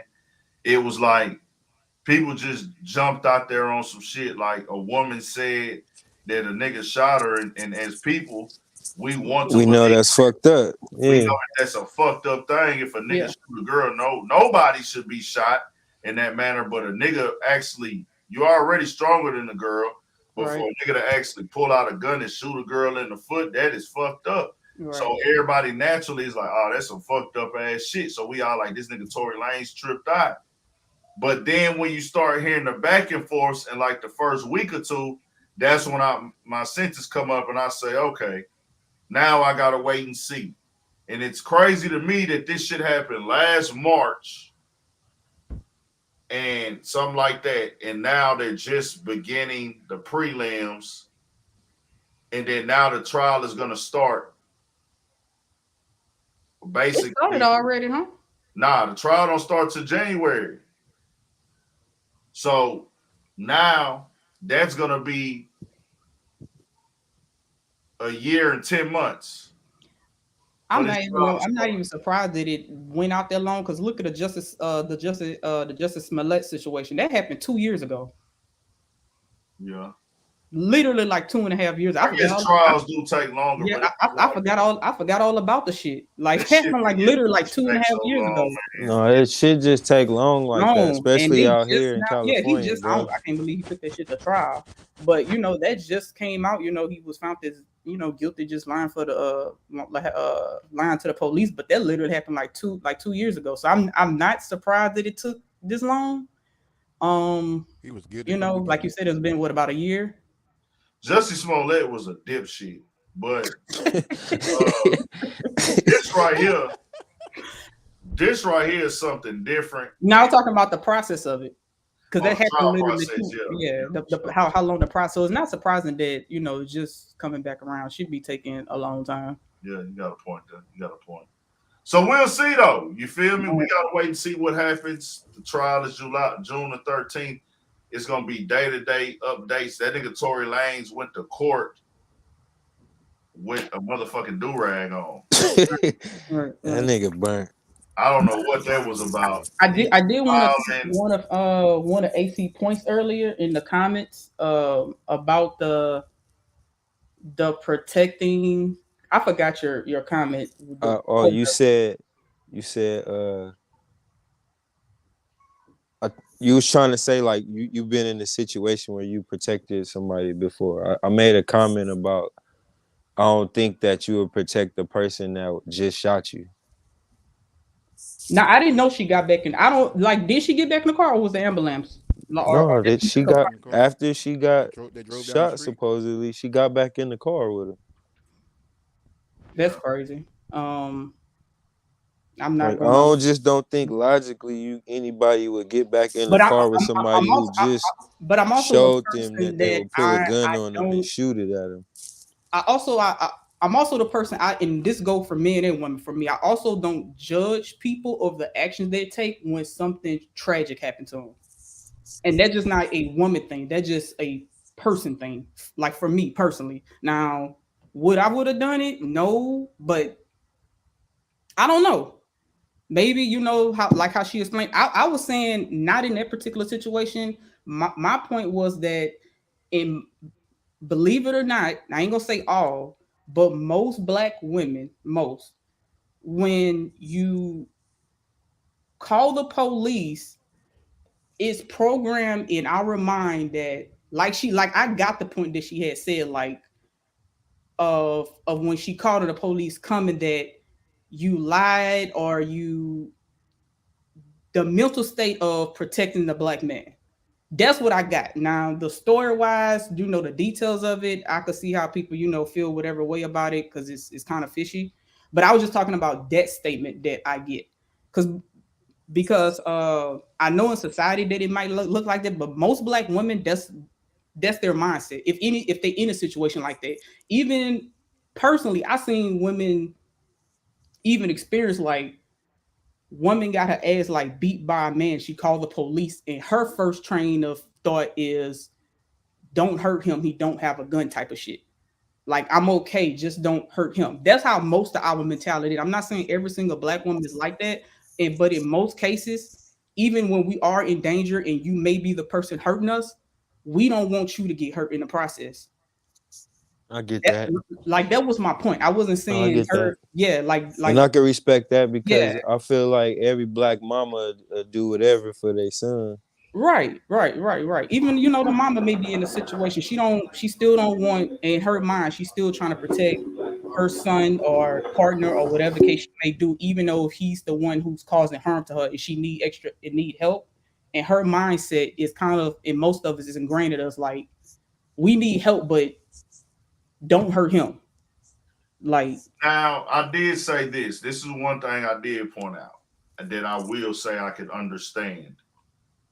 If he shot the girl, because the conversation was, why would you get back in the car with a nigga that just shot you? And it take time for the police to come after a shooting. It ain't like the police heard the shot and he was automatically there. So in that moment, I feel like you would get back in the car with somebody if you knew that they didn't shoot you on purpose. That's the only thing that I would say. Now, if you knew a nigga intentionally if you felt in your heart somebody intentionally blew at you and hit you, I just don't see you getting in the car with them when they say, come on. Now, maybe security could have been like, hey, man, you got to get to the hospital. Fuck it, let's go. And he grabbed the gun and took the gun away from Tory. Possibly. That's if Tory did it. Or you knew the person that did the shooting didn't have the gun no more. Or maybe you don't know who shot you, period. You get what I'm saying? Yeah, I hear you. Yeah. But I ain't fucking with nobody and I just got shot, bro. That's me too. That's me. That's me personally. Even if you did it on accident. Like, nigga, you gotta get the fuck away from me, bro. That's me too. That's 1000% me. But I'm giving her the benefit of the doubt. That's me too. Hey, bro, you gotta close out the home screen, bro, on your shit ASAP 2-3. That's just me. I'm not fucking with nobody who just shot me. But I'm trying to give her the benefit of the doubt and say, you didn't see this person as a threat no more for a reason. Y'all get what I'm saying? Yeah. Yeah. But I think if like you just said, if he did shoot her, the security guard was there, so automatically I would think if that really happened, that he probably, took the gun from Tory. And also this happened 2:00, 3:00 in the morning? It I was don't think late. I don't think what time it It happened. was late. It was late. If I'm not mistaken, it was like The midnight. time that it happened doesn't matter though. I mean, it kind of does if I just got shot and it's pitch black outside. The neighborhood is lit up enough. Trust me. The thing is, if you get shot, you're automatically in a panic. I don't care who you is. I need to get to the hospital. I've just been shot. My feet are bleeding, as we saw. If she was shot, her feet are bleeding. She's taken hospital. I'm giving her the benefit of the doubt, saying that at that point in time, she no longer saw him as a threat for some reason to possibly get back in. Also, everybody will seem like they was intoxicated, so your judgment is not. And that's another thing. So that's like another alcohol thing. was involved. So did they do blood test on the scene? That's why I say we just gotta wait and see. Now, to be clear on the getting shot side, everybody who has been shot before has said it's impossible to be twerking after you've been shot in the foot. That shit is impossible. Hey, she was making I it don't work. know. I never been shot before, but everybody that's been shot before tell me, ain't no way. Ain't no way. So we just gonna really wait and see. And it'll be here soon enough, man. January 13th to get started. They can go back. That's what I don't think she got. I don't think the bullet went in. I just think it was fragments. Fragments, whatever. That missed. But also, I don't know how. I've never been shot in the foot. But those videos of her twerking didn't start twerking and come out until months later. False. They were out the next week. Yeah, that shit was like a week later. It was a week later.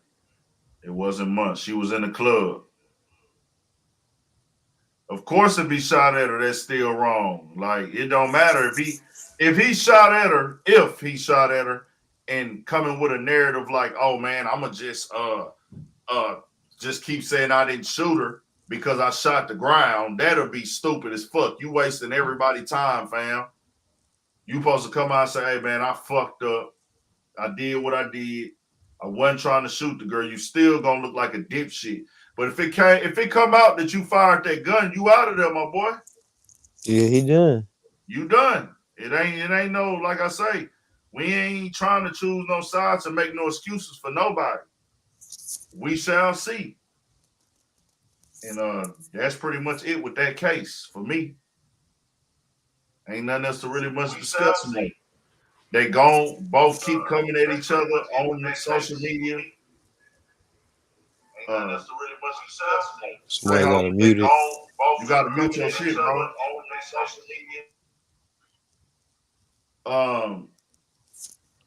They gonna go back and forth. They both got music careers, so they both trying to protect their image, and they both focused on the comment section and everything like that. That's why they both speaking out on social media, as they should not be. But they both got egos. They both this and they both that. But the facts gonna be the facts, man. You gonna see what happens. It is what it is. Don't be surprised. That's all I'm gonna say. Anything can happen. Any fucking thing can happen at this point, man. In this world today, nothing wouldn't be a surprise. I wanna let y'all know this is why I put my information out the way I put it out, because I want everybody to understand that shit. So the other thing I wanted to get into, I don't know if y'all want to stay here for this, man, and I want to break down this terminology again for the people to understand the shit with Charleston White. And I'm talking to my black people right here, if you black. At times, I'm never here to make it seem like I want kids to gangbang. I'm never here to make it seem like I want kids to kill each other. Or I'm here to promote violence and robbing and shooting and stealing and none of this shit that goes on in our communities. Selling drugs. I'm not here to promote and push that. I do understand that it's a part of our communities. It's a cultural, environmental thing in our communities. So when I hear somebody denounce it and say it's bad, I understand that. I get it. I understand exactly what's being said because it's already known that that's the case. If you ever seen a family member go to prison, I have. Uncles, cousin, my pops, a lot of homeboys, a lot of niggas that are like really my friends who I spend the night at their mom's house and spend the night at their house, and they kids know me when I was growing up, and you know what I'm saying? Or we was growing up when they had kids, their kids knew me, their parents knew me in high school and middle school. I've got plenty of partners that they caught cases. Like I said, family members that caught cases. I got partners who never met their pops. All that shit. So I get when anybody is speaking out against the situation. I just say I'm not learning from it because, and when somebody say that nigga going over your head, because I call out the disrespect. There will never be an excuse for disrespect with me. There's never an excuse for you to disrespect a Slim 400. There's never an excuse for you to disrespect the Nipsey Hussle. I don't care if you calling it a character. I don't care if you calling it a way to get your message across. That is still somebody's kid, and that is still somebody's father. That is still somebody's brother. That is still somebody's friend. You can get your message across without disrespecting someone who is. Once you start doing that, it lets me know that you are really showboating, and because you got the platform now. When do you stop? When do you stop the disrespect? Because you actually have the platform where people are watching. You are trending. You have been on 3 of the top rap hip-hop platforms discussed many of times. Any rap and hip-hop media platform will bring you on to speak. Damn near. So when do you say, okay, all eyes are on me in the culture? Well, let me start, really pushing what I want to push. Where's the limit at? Where do you stop? I don't think you do stop because you don't have a game plan. You're looking for the attention off this shit. We all know that. If you want to be entertained, or if you are entertained by Charleston White, I get it. He can be entertaining at times. Some of the things he says can be funny. We're not here to deny that. I'm not going to deny that. What I'm saying is it that? Keep the context and keep the understandings separate. Is he entertaining? Yes. If you find him entertaining, that's on you. Some people might not find him entertaining with some of the shit he says. You have a right in that. But don't make and confuse his entertainment where it starts saying, hey, he's speaking all facts and da-da-da, and it's just a character, da-da-da-da. I'm tired of the concept of Nipsey Hussle and Ernest. That's a scapegoat. You disrespected Nipsey Hussle, and you knew you took it too far, in my opinion, so you had to find a way to clean it up. Let me find a slick way to talk and switch it around. Nipsey Hussle is Ernest. Ernest is Nipsey Hussle. Ernest came up with the stage name of Nipsey Hussle to push his music career. And throughout his music career, Nipsey Hussle is a person that did not promote and push and encourage violence. If you know that, you know that. Did he claim and rep where he was from? Yes. In interviews, Nipsey Hussle, he went to these interviews as Nipsey Hussle. As Nipsey Hussle, I taught these kids about cryptocurrency. As Nipsey Hussle, I encourage these kids to be business owners. As Nipsey Hussle, I encourage these kids to buy your own business, support your friends, stay down, grind, be respectful, stay away from the streets. As Nipsey Hussle, I was willing to go sit down with the LAPD police department and try to come up with a plan where we can get a better understanding with gangs and a better line of communication with gang members and gangs in LA in the police department. He did all that as Nipsey Hussle. As Nipsey Hussle in these interviews, he talked about his journey. He talked about Willie Lynch. We've all seen that interview when he had the short baby fro. He talked about buying assets and investing it into the neighborhood. This was all his Nipsey Hussle. So miss me with that Irma shit.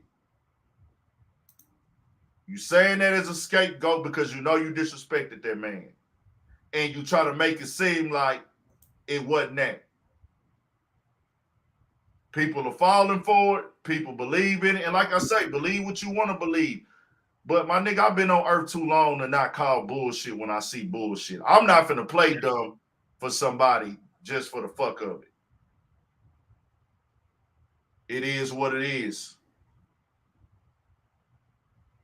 It is what it is. Y'all can fall for the shit, this and that. And the other message I want y'all to take from this shit today, understand with gangs, we're doing nothing more or nothing less than what goes on in the universe and what been going on with it in the universe. Y'all know what gangs is? Gangs are tribes, territories. Guess who we learned this shit from? The Army. What was the Civil War over? Y'all remember that? Territory, right? And beliefs, right? Ideologies, right? How many people died in the Civil War? Somebody Google that for me and type it into the comment section. How many people died in the Civil War? How many people died in the Texas American War when they fought for the land of Texas?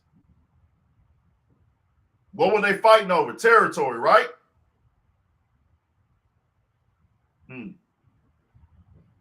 Roman times. They fought over territory, right? They got on their horses, they battled, this and that, right? During the Roman times, they had slaves and they put them in the dirt and had arenas of people watching them for entertainment, and they fought to the death, right? Am I lying? Tell me if I'm lying. What are gang members doing different than happened back in the day?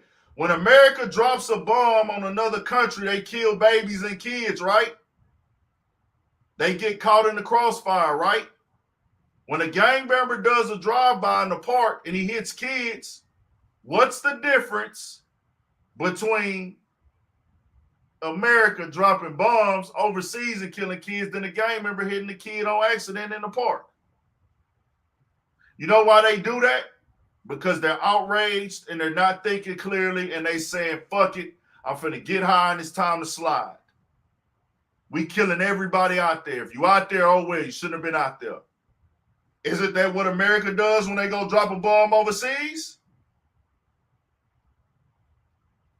600 to 750,000 in the Civil War were killed. And they were fighting over territory and ideologies and beliefs. 618,000 fighting over ideologies, beliefs, and everything else.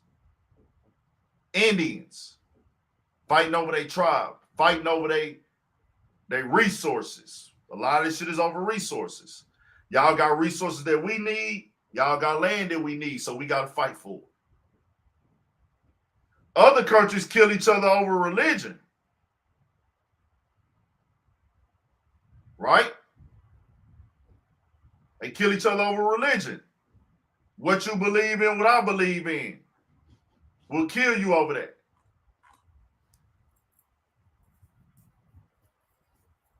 African tribes, land and resources, we battling. We battling over that. Back in the day, the kings and queens and all them other people, they used to kill over bitches. I want that queen, you want this queen. We fight over this queen. We fight over this bitch to the death. What is the gangs doing different? Italians who came up with the term gangsters and all this other shit. Robbing banks, killing, shooting, broad daylight, John Dillinger and them niggas. Bootlegging liquor, mob bosses and Italians. Y'all know who started prostitution and pimping women, right? Not us, them. They started that. See, when the niggas start talking like this, people start leaving. That's the problem we have, because this the real game. It's the real motherfucking game. Do we have a problem in our community? You bet your ass. But we ain't got no problem that no other community ain't got.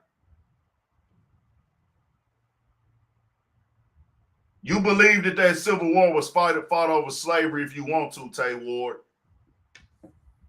You believe that war was fought over slavery if you want to. What you think, AC? You think the basis of these people, anybody in here? You said do what? Do you believe the North and the South Civil War, basis of that war was strictly over slavery? Nah. It was over the shit that they wanted. It was over what they wanted. Don't ever think they fought over that war. They went to war for black lives. Hell nah, nigga. No, that shit was over what they wanted to push and the land that they wanted and what they wanted to rule and own and all that shit. Slavery was the last reason they was out there. It became part of it, but that wasn't it. So I say that to say, what we doing in our communities, I'm not sitting up here pushing and glorifying it. But it goes on everywhere, my nigga. Even the country that we live on, gang bang on niggas. They bang in America. Yeah, for real. They killing by the American beliefs.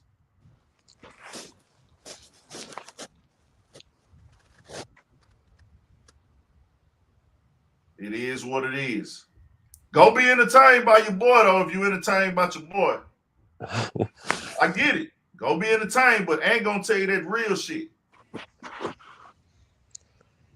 Simple and plain, man. Everybody got a different environment. Everybody got a different culture. You're going to adapt to the culture and the environment in which you are raised in. Some people might stray off and move different. Some people gonna get caught up in it. That's a lifestyle, bro. That's a problem. That's just what it is, bro. And stop blaming other people for your kids. I know that your kids are facing a lot now. Believe me, we have this discussion all the time on this motherfucker about how these kids is faced with these influences and everything else, especially sexuality. But if your kid move out a certain way and move around a certain way, if you did your best, you did your best. But don't ever think you can point the finger at somebody else for your kid. Simple and plain.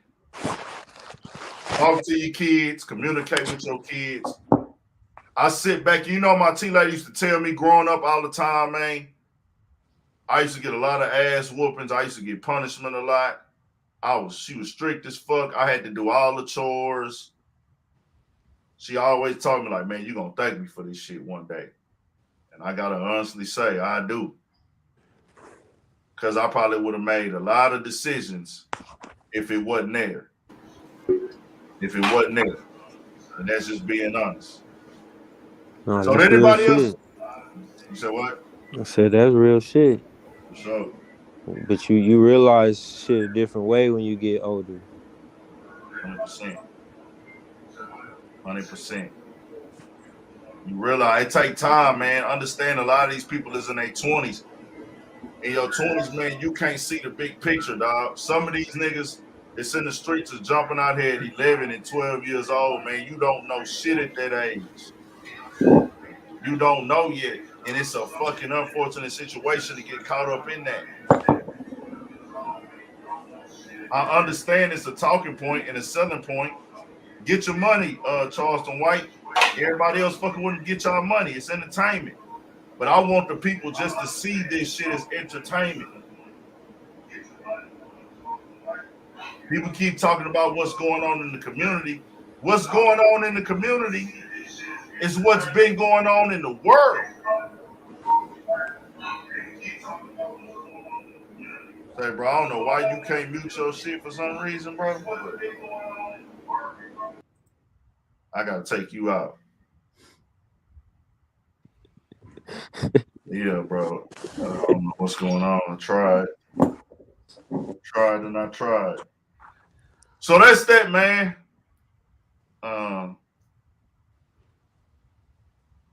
Well, once again, you know, gangs get you 11, 12, 13, 14. Niggas joined Taliban at 10 years old. You know, everything. They be having 8, 9-year-olds over there walking around with K's and shit with the shit already. The gun is bigger than them niggas overseas. Yeah, ain't no way they could be. Is Al Qaeda and Taliban a gang? Hell yeah.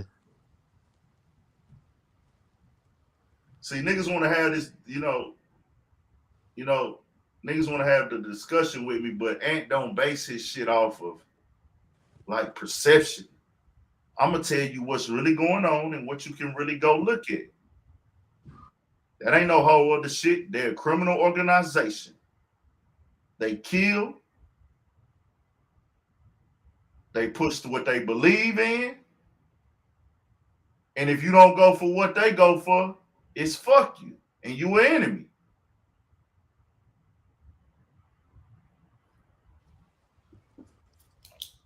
Am I right or wrong?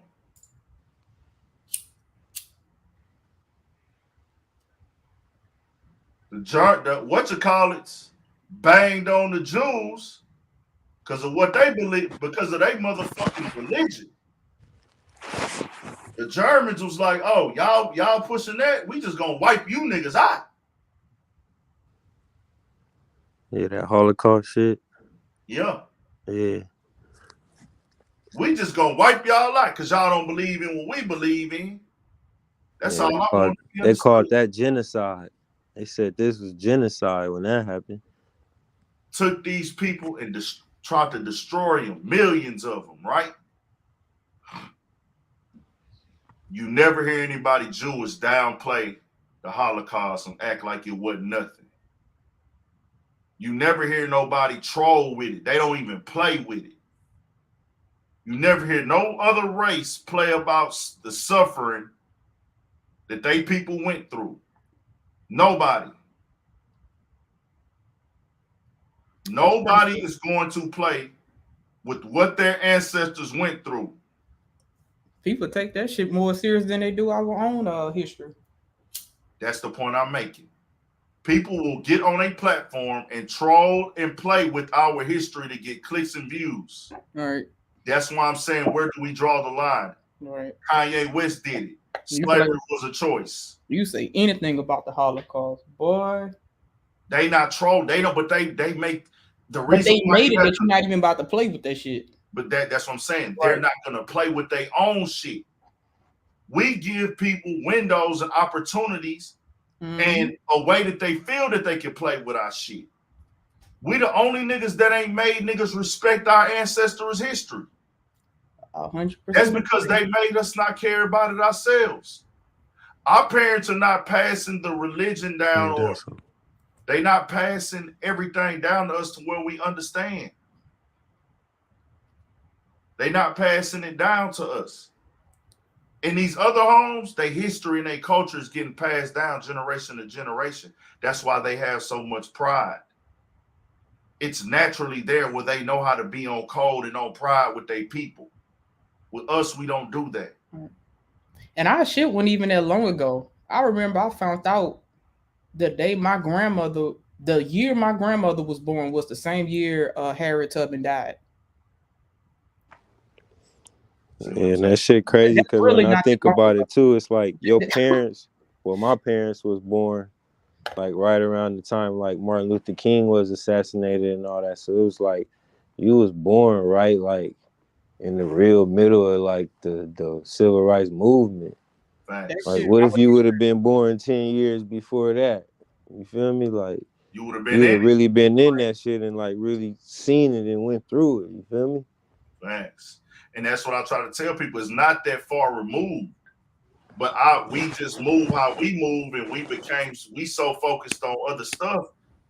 We never took the time out to really pay attention that, you know, we this and we that. Shoes are shoes.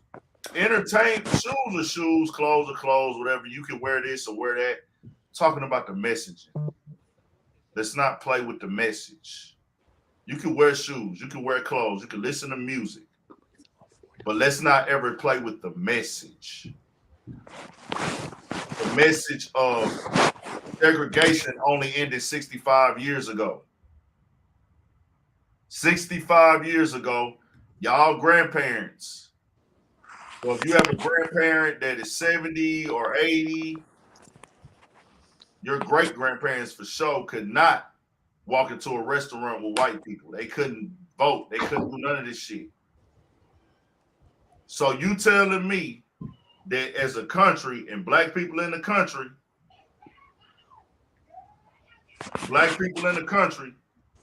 we wake up and we gonna be a Democrat or Republican, and when these things were created until 65 years ago, which means this is over hundreds of years, 100 plus years. But until 65 years ago, this system that y'all are voting for was meant to keep y'all out of the loop. See, our power is not in voting. Y'all know that, right? Because our people actually fought for something, and it was really our generation's job to figure out what's next. See, they were fighting for voting, but what they really were fighting for and protesting for was a voice, right? And I say that having a voice means your voice matters. Who you vote for matters. Who you want to be president matters, right? Before we could vote, our voice didn't matter because we couldn't vote anyway. So whatever happened with niggas during the election, whatever niggas was talking about at home, who cared? It doesn't matter. Them niggas can't vote no ways. But guess what? Now we can vote. We've been voting for these motherfuckers for years. Nothing's changed for our community. We haven't even been apologized to for what we went for. I mean, for what our ancestors went through, our grandparents went through, everything. The system, this system is designed to this day for you to lose as a black person. So we still gonna go vote for Democrats and Republicans knowing that we have a voice now? It would mean more because, like I said, our vote matters. They actually cater and manipulate to us in voting. The black vote, the black woman vote. That's what they go after, right? The black female vote and the black vote, period. That's what they always talk about. They talk about the Hispanic vote sometimes, but they do shit to directly try to cater to niggas. For instance, Joe Biden, if you don't vote for me, you ain't black. Kamala Harris, Tupac was my favorite rapper. Don't know none of Tupac music. I got house sauce in my bag. All this other shit. Tupac this. Oh, I fuck with rappers. I'm going on every black. I'm going on goddamn the sneaker collection to act like I'm into kicks growing up and everything like that to fit in with the hip hop culture. And they know the thing I hate about that, they know it don't take much. All it takes for somebody to play some type of hip hop song or to say they like Tupac, and black people just niggas just accept that shit and be like, yeah, I'm rolling. You got my vote. You could do a little cool dance move on TikTok. Oh, you invited to the barbecue. What? It don't really take much to get us, and they know that. Rico Lamar said, why do you want a fake apology? I could give two fucks about an apology. The apology means y'all are acknowledging and admitting that this country was designed on keeping us and has been running a system to keep us in last place. They won't do it. Everybody else that has went through anything in America, they have been acknowledged financially, history-wise, and everything by the government.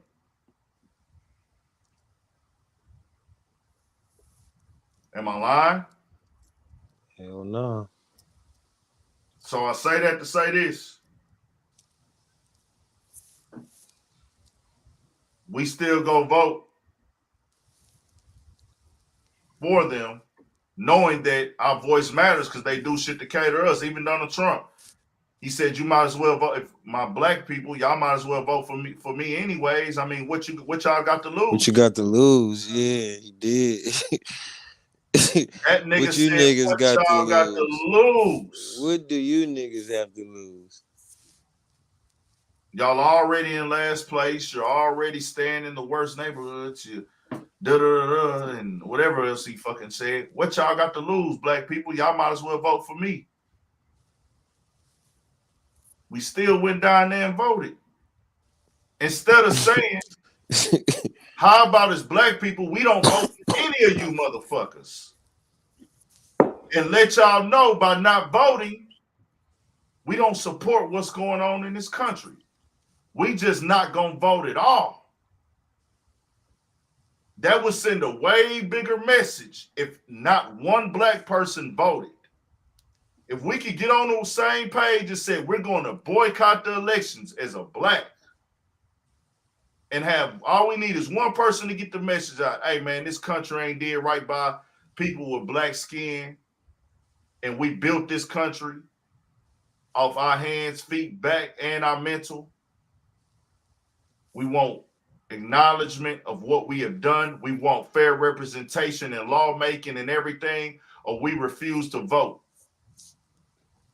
Yeah, but even if we do get on the same page, all it's gonna take is for P. Diddy or somebody to say vote or die, and then all these niggas will run down there and fuck the play up anyway.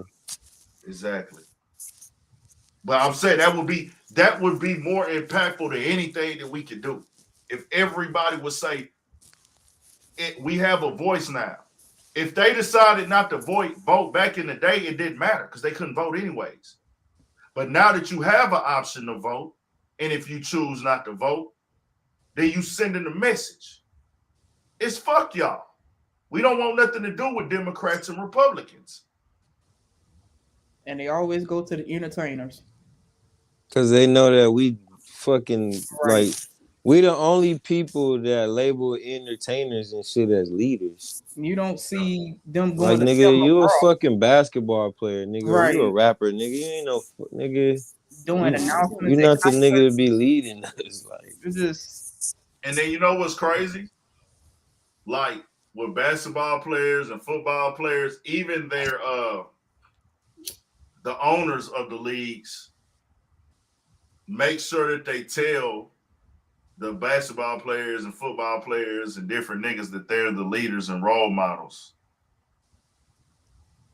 You know what I'm saying? Like, you do something outside of the realm of breaking the law, we're gonna suspend you for fucking up, for conduct.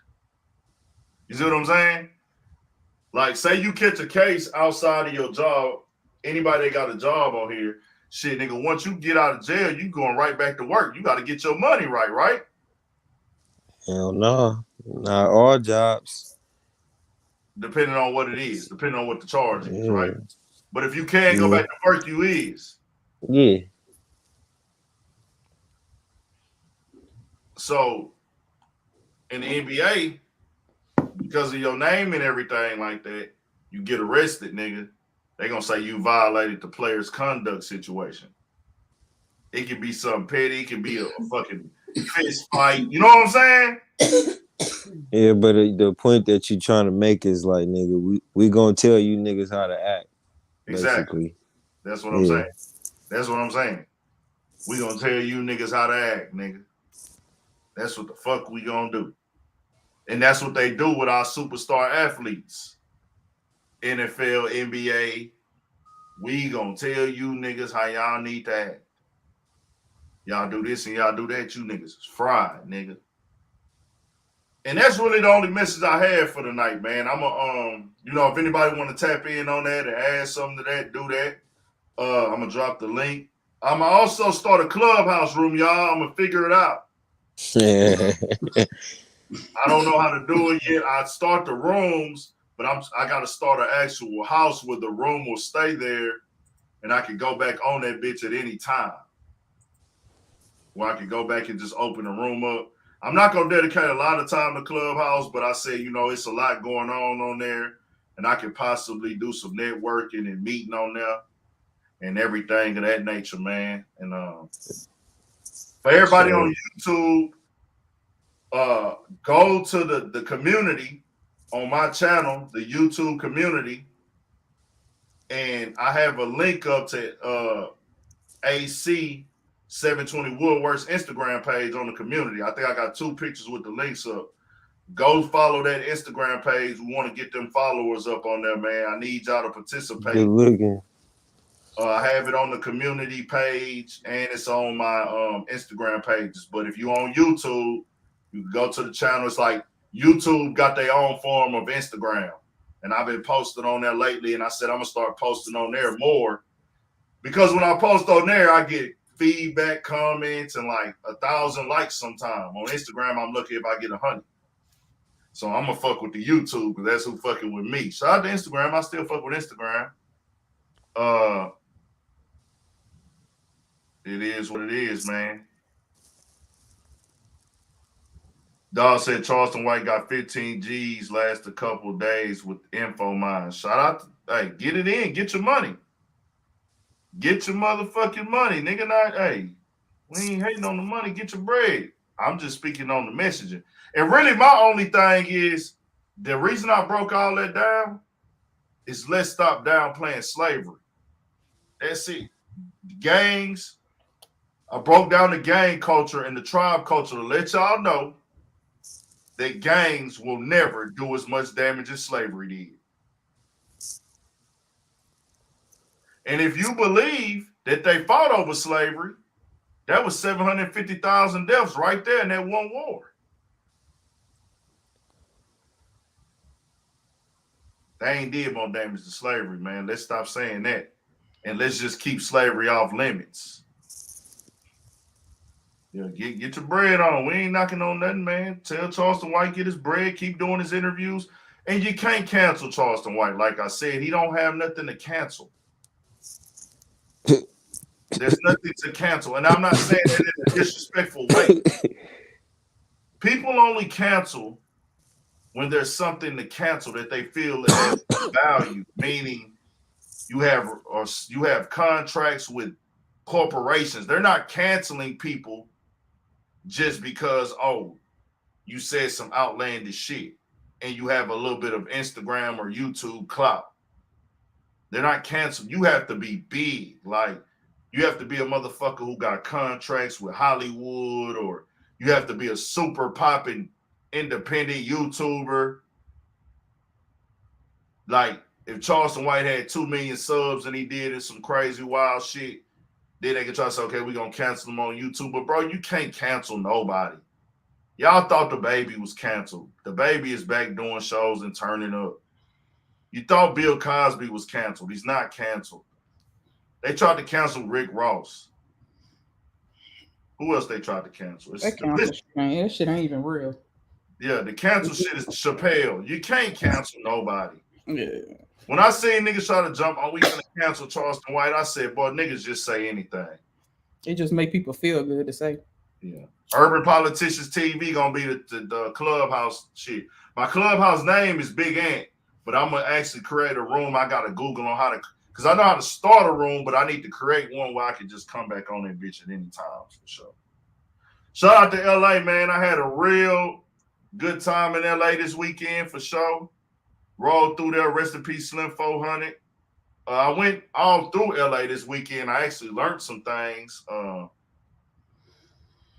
the community is real close out there, man. Like the neighborhoods and shit like that you hear people say. I went to the east side of South Central, and it's crazy how they got like two sides of South Central, but I went to like both sides, and then I'm riding through the streets and shit, and then I'm seeing like different neighborhoods and shit, or different parks. And then I'm running to another park that is like, damn, this a whole nother section that I'd heard niggas claim before. Like these niggas stay like, I could spit over there in their section from this side. I see the environment now, and I see why it is the way it is. The way it is. Very, very understanding now. I understand more now. After this trip to LA, I understand more and more now of why it is the way it is out there. I really understand now, man. I ain't never gonna disrespect no gang members, bro. I don't agree with that shit of killing innocent people. I don't like to see kids being put on gangs. I'm not finna champion that shit, bro. But I'm not gonna disrespect the culture and the lifestyle because I understand it, man. I understand it. If you go there and you see it, you start gaining a little bit more knowledge and see how it go. You see what's going on, man. You see what's going on, and you start realizing like, you can't judge these people, man. Like, you can't judge these people, bro. It's a fucking generational curse that our brothers and sisters in these cities are raised in. Whole lot of systematic curses, man. All we can do is over time keep creating opportunities, keep creating generational wealth, keep creating other forms of entertainment, and shit, it'll work itself out, man, over time. It's gonna take some time, but gangs have always been here, man, and they always gonna be here. Shout out to G Perico too, man. Shout out to motherfucking G Perico. That nigga there we almost tried to make something happen and didn't get to work it out, but it's dope though, man. Dog responded to me, and we'll figure that shit out. I damn near was about to stay on the plane and do that shit. Oh, also, let's get off of course, everybody struggles with mental health. PTSD, being sad, down on yourself. I think everybody will touch a little bit of depression in their life in some form or fashion, or feeling like they ain't accomplished things. Those are just human emotions.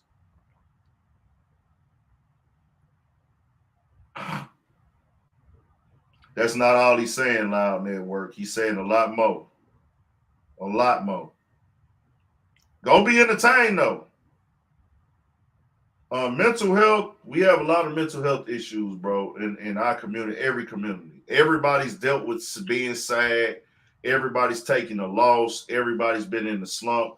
All these things are different levels of mental health. But what we're not finna do, well, on this platform, make excuse is for niggas every time they do some fuck shit, they can blame it on mental health. We're not doing that. I'm not on that. Like, oh man, he was mentally fucked up and he had some mental. Nigga, if you haven't been diagnosed with that or they haven't tested you for that, don't go for that. My mental health. Niggas is actually saying, man, my mental health is not da da da. Nigga, shut the fuck up, nigga. Shut the fuck up with that. Niggas try to use that shit every time they do some hoe ass shit. We not doing that. We is not doing that.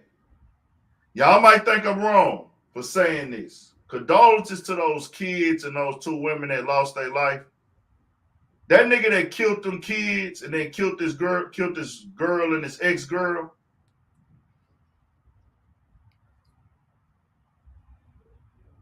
That nigga's a sucker. And he killed himself. You was a bitch, nigga. Oh, yeah. You went out like a bitch. Did he kill the kids though? I heard he killed the women. I didn't know he killed the kids. Oh, I don't know. He killed the he killed two. Oh, okay. He his killed his wife, ex. They was both his baby mamas, mamas, basically. but he killed himself in front of his kids. Okay, yeah. Okay, yeah. I That's was what he about to did. say I didn't hear that he killed the kids. So yeah, he shot. I mean, his it still ain't ex-girlfriend. right. No, it Yeah, still it's ain't still right. yeah. I ain't saying that, He but shot his I didn't hear that. ex-girlfriend, who was his Yeah. baby mama. Then he went to his wife and killed her, and then he shot himself in front of his. I think he had 2 kids in front of him, which he fucked them kids up for life. Yeah, he fucked them up too. If he killed himself in front of them, he fucked them up regardless. But yeah, right. That was selfish. Just like that was selfish, my nigga. I agree. Yeah, Not that was everybody who selfish. does something.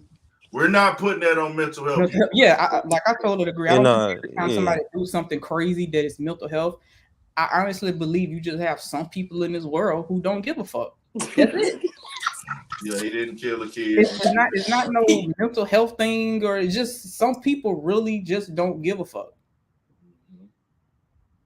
Some people just are selfish people. Right. Some people feel like it's their way or no way. Some people are in that act, and sometimes it just some people grow and change and become better people in life, and then some people are just like, hey man, in my mind or how I feel, I know what I'm doing is wrong, but I just want to do wrong. Yeah, they just want to do what they want to do anyway. Yeah, it ain't got nothing to do with mental health, but we see a lot of people using that.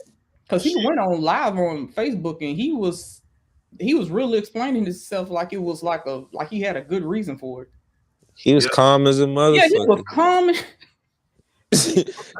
He was calm as fuck. He was like, yeah, I'm headed to my wife's house right now. I just killed my girlfriend. Like, she thinks she's playing with me. I'm like talking calm and shit. Like he was just having a normal ass day. He didn't turn up until he seen his ex-wife like when she coming out opened the the house. door. He was like, "Oh shit, look, here she go right in." And the camera went off.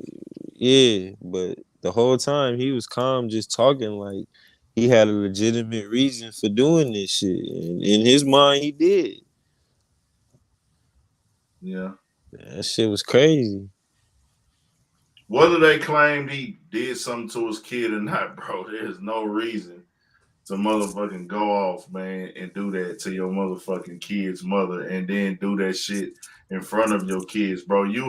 Your kids will have that in their head every single day for the rest of their life. Yeah, for the rest of their life. You have now caused a psychological problem on your kids because that image, depending on their age, I don't know how old those kids were. It don't even matter their age, bro. They lost both of their parents. Them kids gonna feel like they ain't got nobody, whether they got the rest of their family or not. Well, hold on. This is what I was gonna say. They fucked up regardless because they don't have they parents. They can be adopted. These are not their biological parents, their grandparents or aunties or anybody could take them in. But if they mind was of age to have a memory, meaning I can watch somebody do something and it registers in my mind that my dad shot himself dead in front of me and he killed my mother. If that can register in their mind, if they old enough for that to register in their mind, bro, they will be traumatized for life. They will have fucking nightmares, bro, for life. They will never be able to erase the fact that that shit happened, bro. That shit will always come back. You have now left your kids haunted with your demons for life. That's fucked up, bro. That's fucked up. They got to go through school thinking about this every day.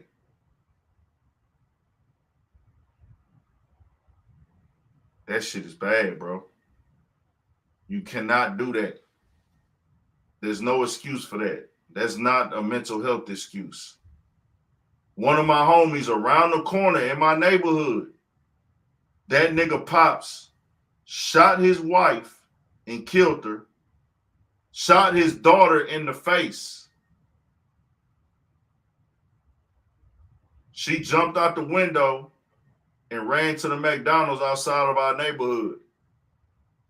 My partner, which is the older brother, he was in the pen at the time. He was locked up.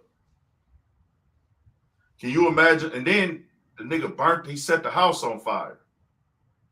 So they have a whole house around the corner. This nigga shoots his wife, shoots his daughter in the face. She jumps out the window and runs. He sets the house on fire and then kills himself. This is a nigga I knew since elementary, bro. We grew up right around the corner from each other, nigga. Tell me that ain't no shit. Ain't no excuses for that shit, bro. Ain't no excuses for that shit. But hey, man, I appreciate y'all tapping in for sure, man. Everybody here, always love for y'all, man. Appreciate y'all support, man, for Urban Politicians TV. I know I've been bullshitting on the merch, but I've really been looking into it now and trying to figure it out. I got a couple ideas. I want y'all to be satisfied. I'm gonna be coming with some hoodies real soon, man. Real soon. I'm gonna have multiple styles and prices and shit like that. Y'all make sure y'all tap in on them. We got a lot of shit coming, bro. Got a lot of shit coming. I appreciate y'all. We're gonna be dropping more videos, more content, all that shit, man. Make sure y'all subscribe to the channel, Urban Politicians TV. Make sure y'all support y'all people, bro. Anybody around y'all that's creating, you know, if they posting something on Instagram, a business, a movement, they music, man, hit the like button for them people, man. If they got a business and you know, support don't gotta be money, man. Oh, for real, man. Support free, man. Support don't gotta be money. Support don't gotta be spreading the word, man. Just a little light, just a little tap of a button, man. Let them know you watching. Let them know you want them to win, man. That's it right there. Just some words of encouragement, bro. Give your people some words of encouragement. Like, man, I see you doing your thing, man. I fuck with you. That shit go a long way. Man, it make me feel great when a nigga come up to me and I be out in public and, hey, man, I be watching you on YouTube, man. I was in the airport on the way to LA and nigga stopped me. Hey, man, I be watching you on YouTube. You know what I'm saying? When I landed in LA, I was like, damn, he was from Houston, though, but he's like, yeah, man, I fuck with you, bro. I be watching you shit. I be fucking with the rap shit a little bit. I say, that's what's up, man. That support go far in the motherfucker, bro. Just a little bit. You can make a nigga day feel way better. Just, you know, if you see somebody going hard, support that shit. Also, artists. I'm trying to find a good post to put up for him, man. Lil Maru, I gotta post him up on my page, but I want some people to tap in with him. Lil Maru, Change Up. That nigga AC put me on this weekend. He was playing it, and that nigga got one of the hardest songs. And everybody I played this song for, that first listen was like, this shit hard. Everybody that I played this song for. And AC put me on him, Lil Maru. Is he popping in LA, AC? A little bit. Not really, but Yeah. I fuck with him. Nah, that nigga hard. I know he from San Diego. He hard though.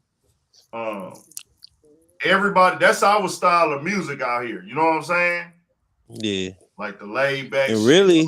Really, that shit had just popped up on my playlist one day, like when I was outside, and I just saved that motherfucker. Like, all right, I hit the like button on it, so it'll pop up in my shit. I went and looked at this nigga videos, all his shit doing 1 million. All this nigga shit doing 1 million. And the nigga going crazy. And it's so crazy because his image done stepped up. But in that first little song, when he had this shit a year ago, the image wasn't there. He was fresh off the block with it. And now you look at him, he fresh cut, jury on, drip on, young Mexican doing his thing, man. And from San Diego. And it's so crazy how the world works. It's a chick that I follow on Instagram, Lil Maru, Lilmaru. It's a chick I follow on Instagram who fuck with my boy. Y'all know Straight Lace No Chase, Big Mike. She's from San Diego. Her and Straight Lace No Chase actually worked with her before, and I followed off the gram off of that. So when I try to go look up his interviews and see who fucked with Lil Maru before. and a chick that I follow on Instagram had interviewed him. So I hit him up. I hit him like, man, you fuck with you. This is you. I couldn't tell if it was her the way they had the camera angle. And she's like, yeah, that's me. And I'm like, damn, it's a small motherfucking world, dog. Like, but I want to try to fuck with that nigga, man. I want to get to him as soon, whenever, however. That nigga hard as fuck, bro. Nigga named Lil Maru got his own little style, little flavor on shit.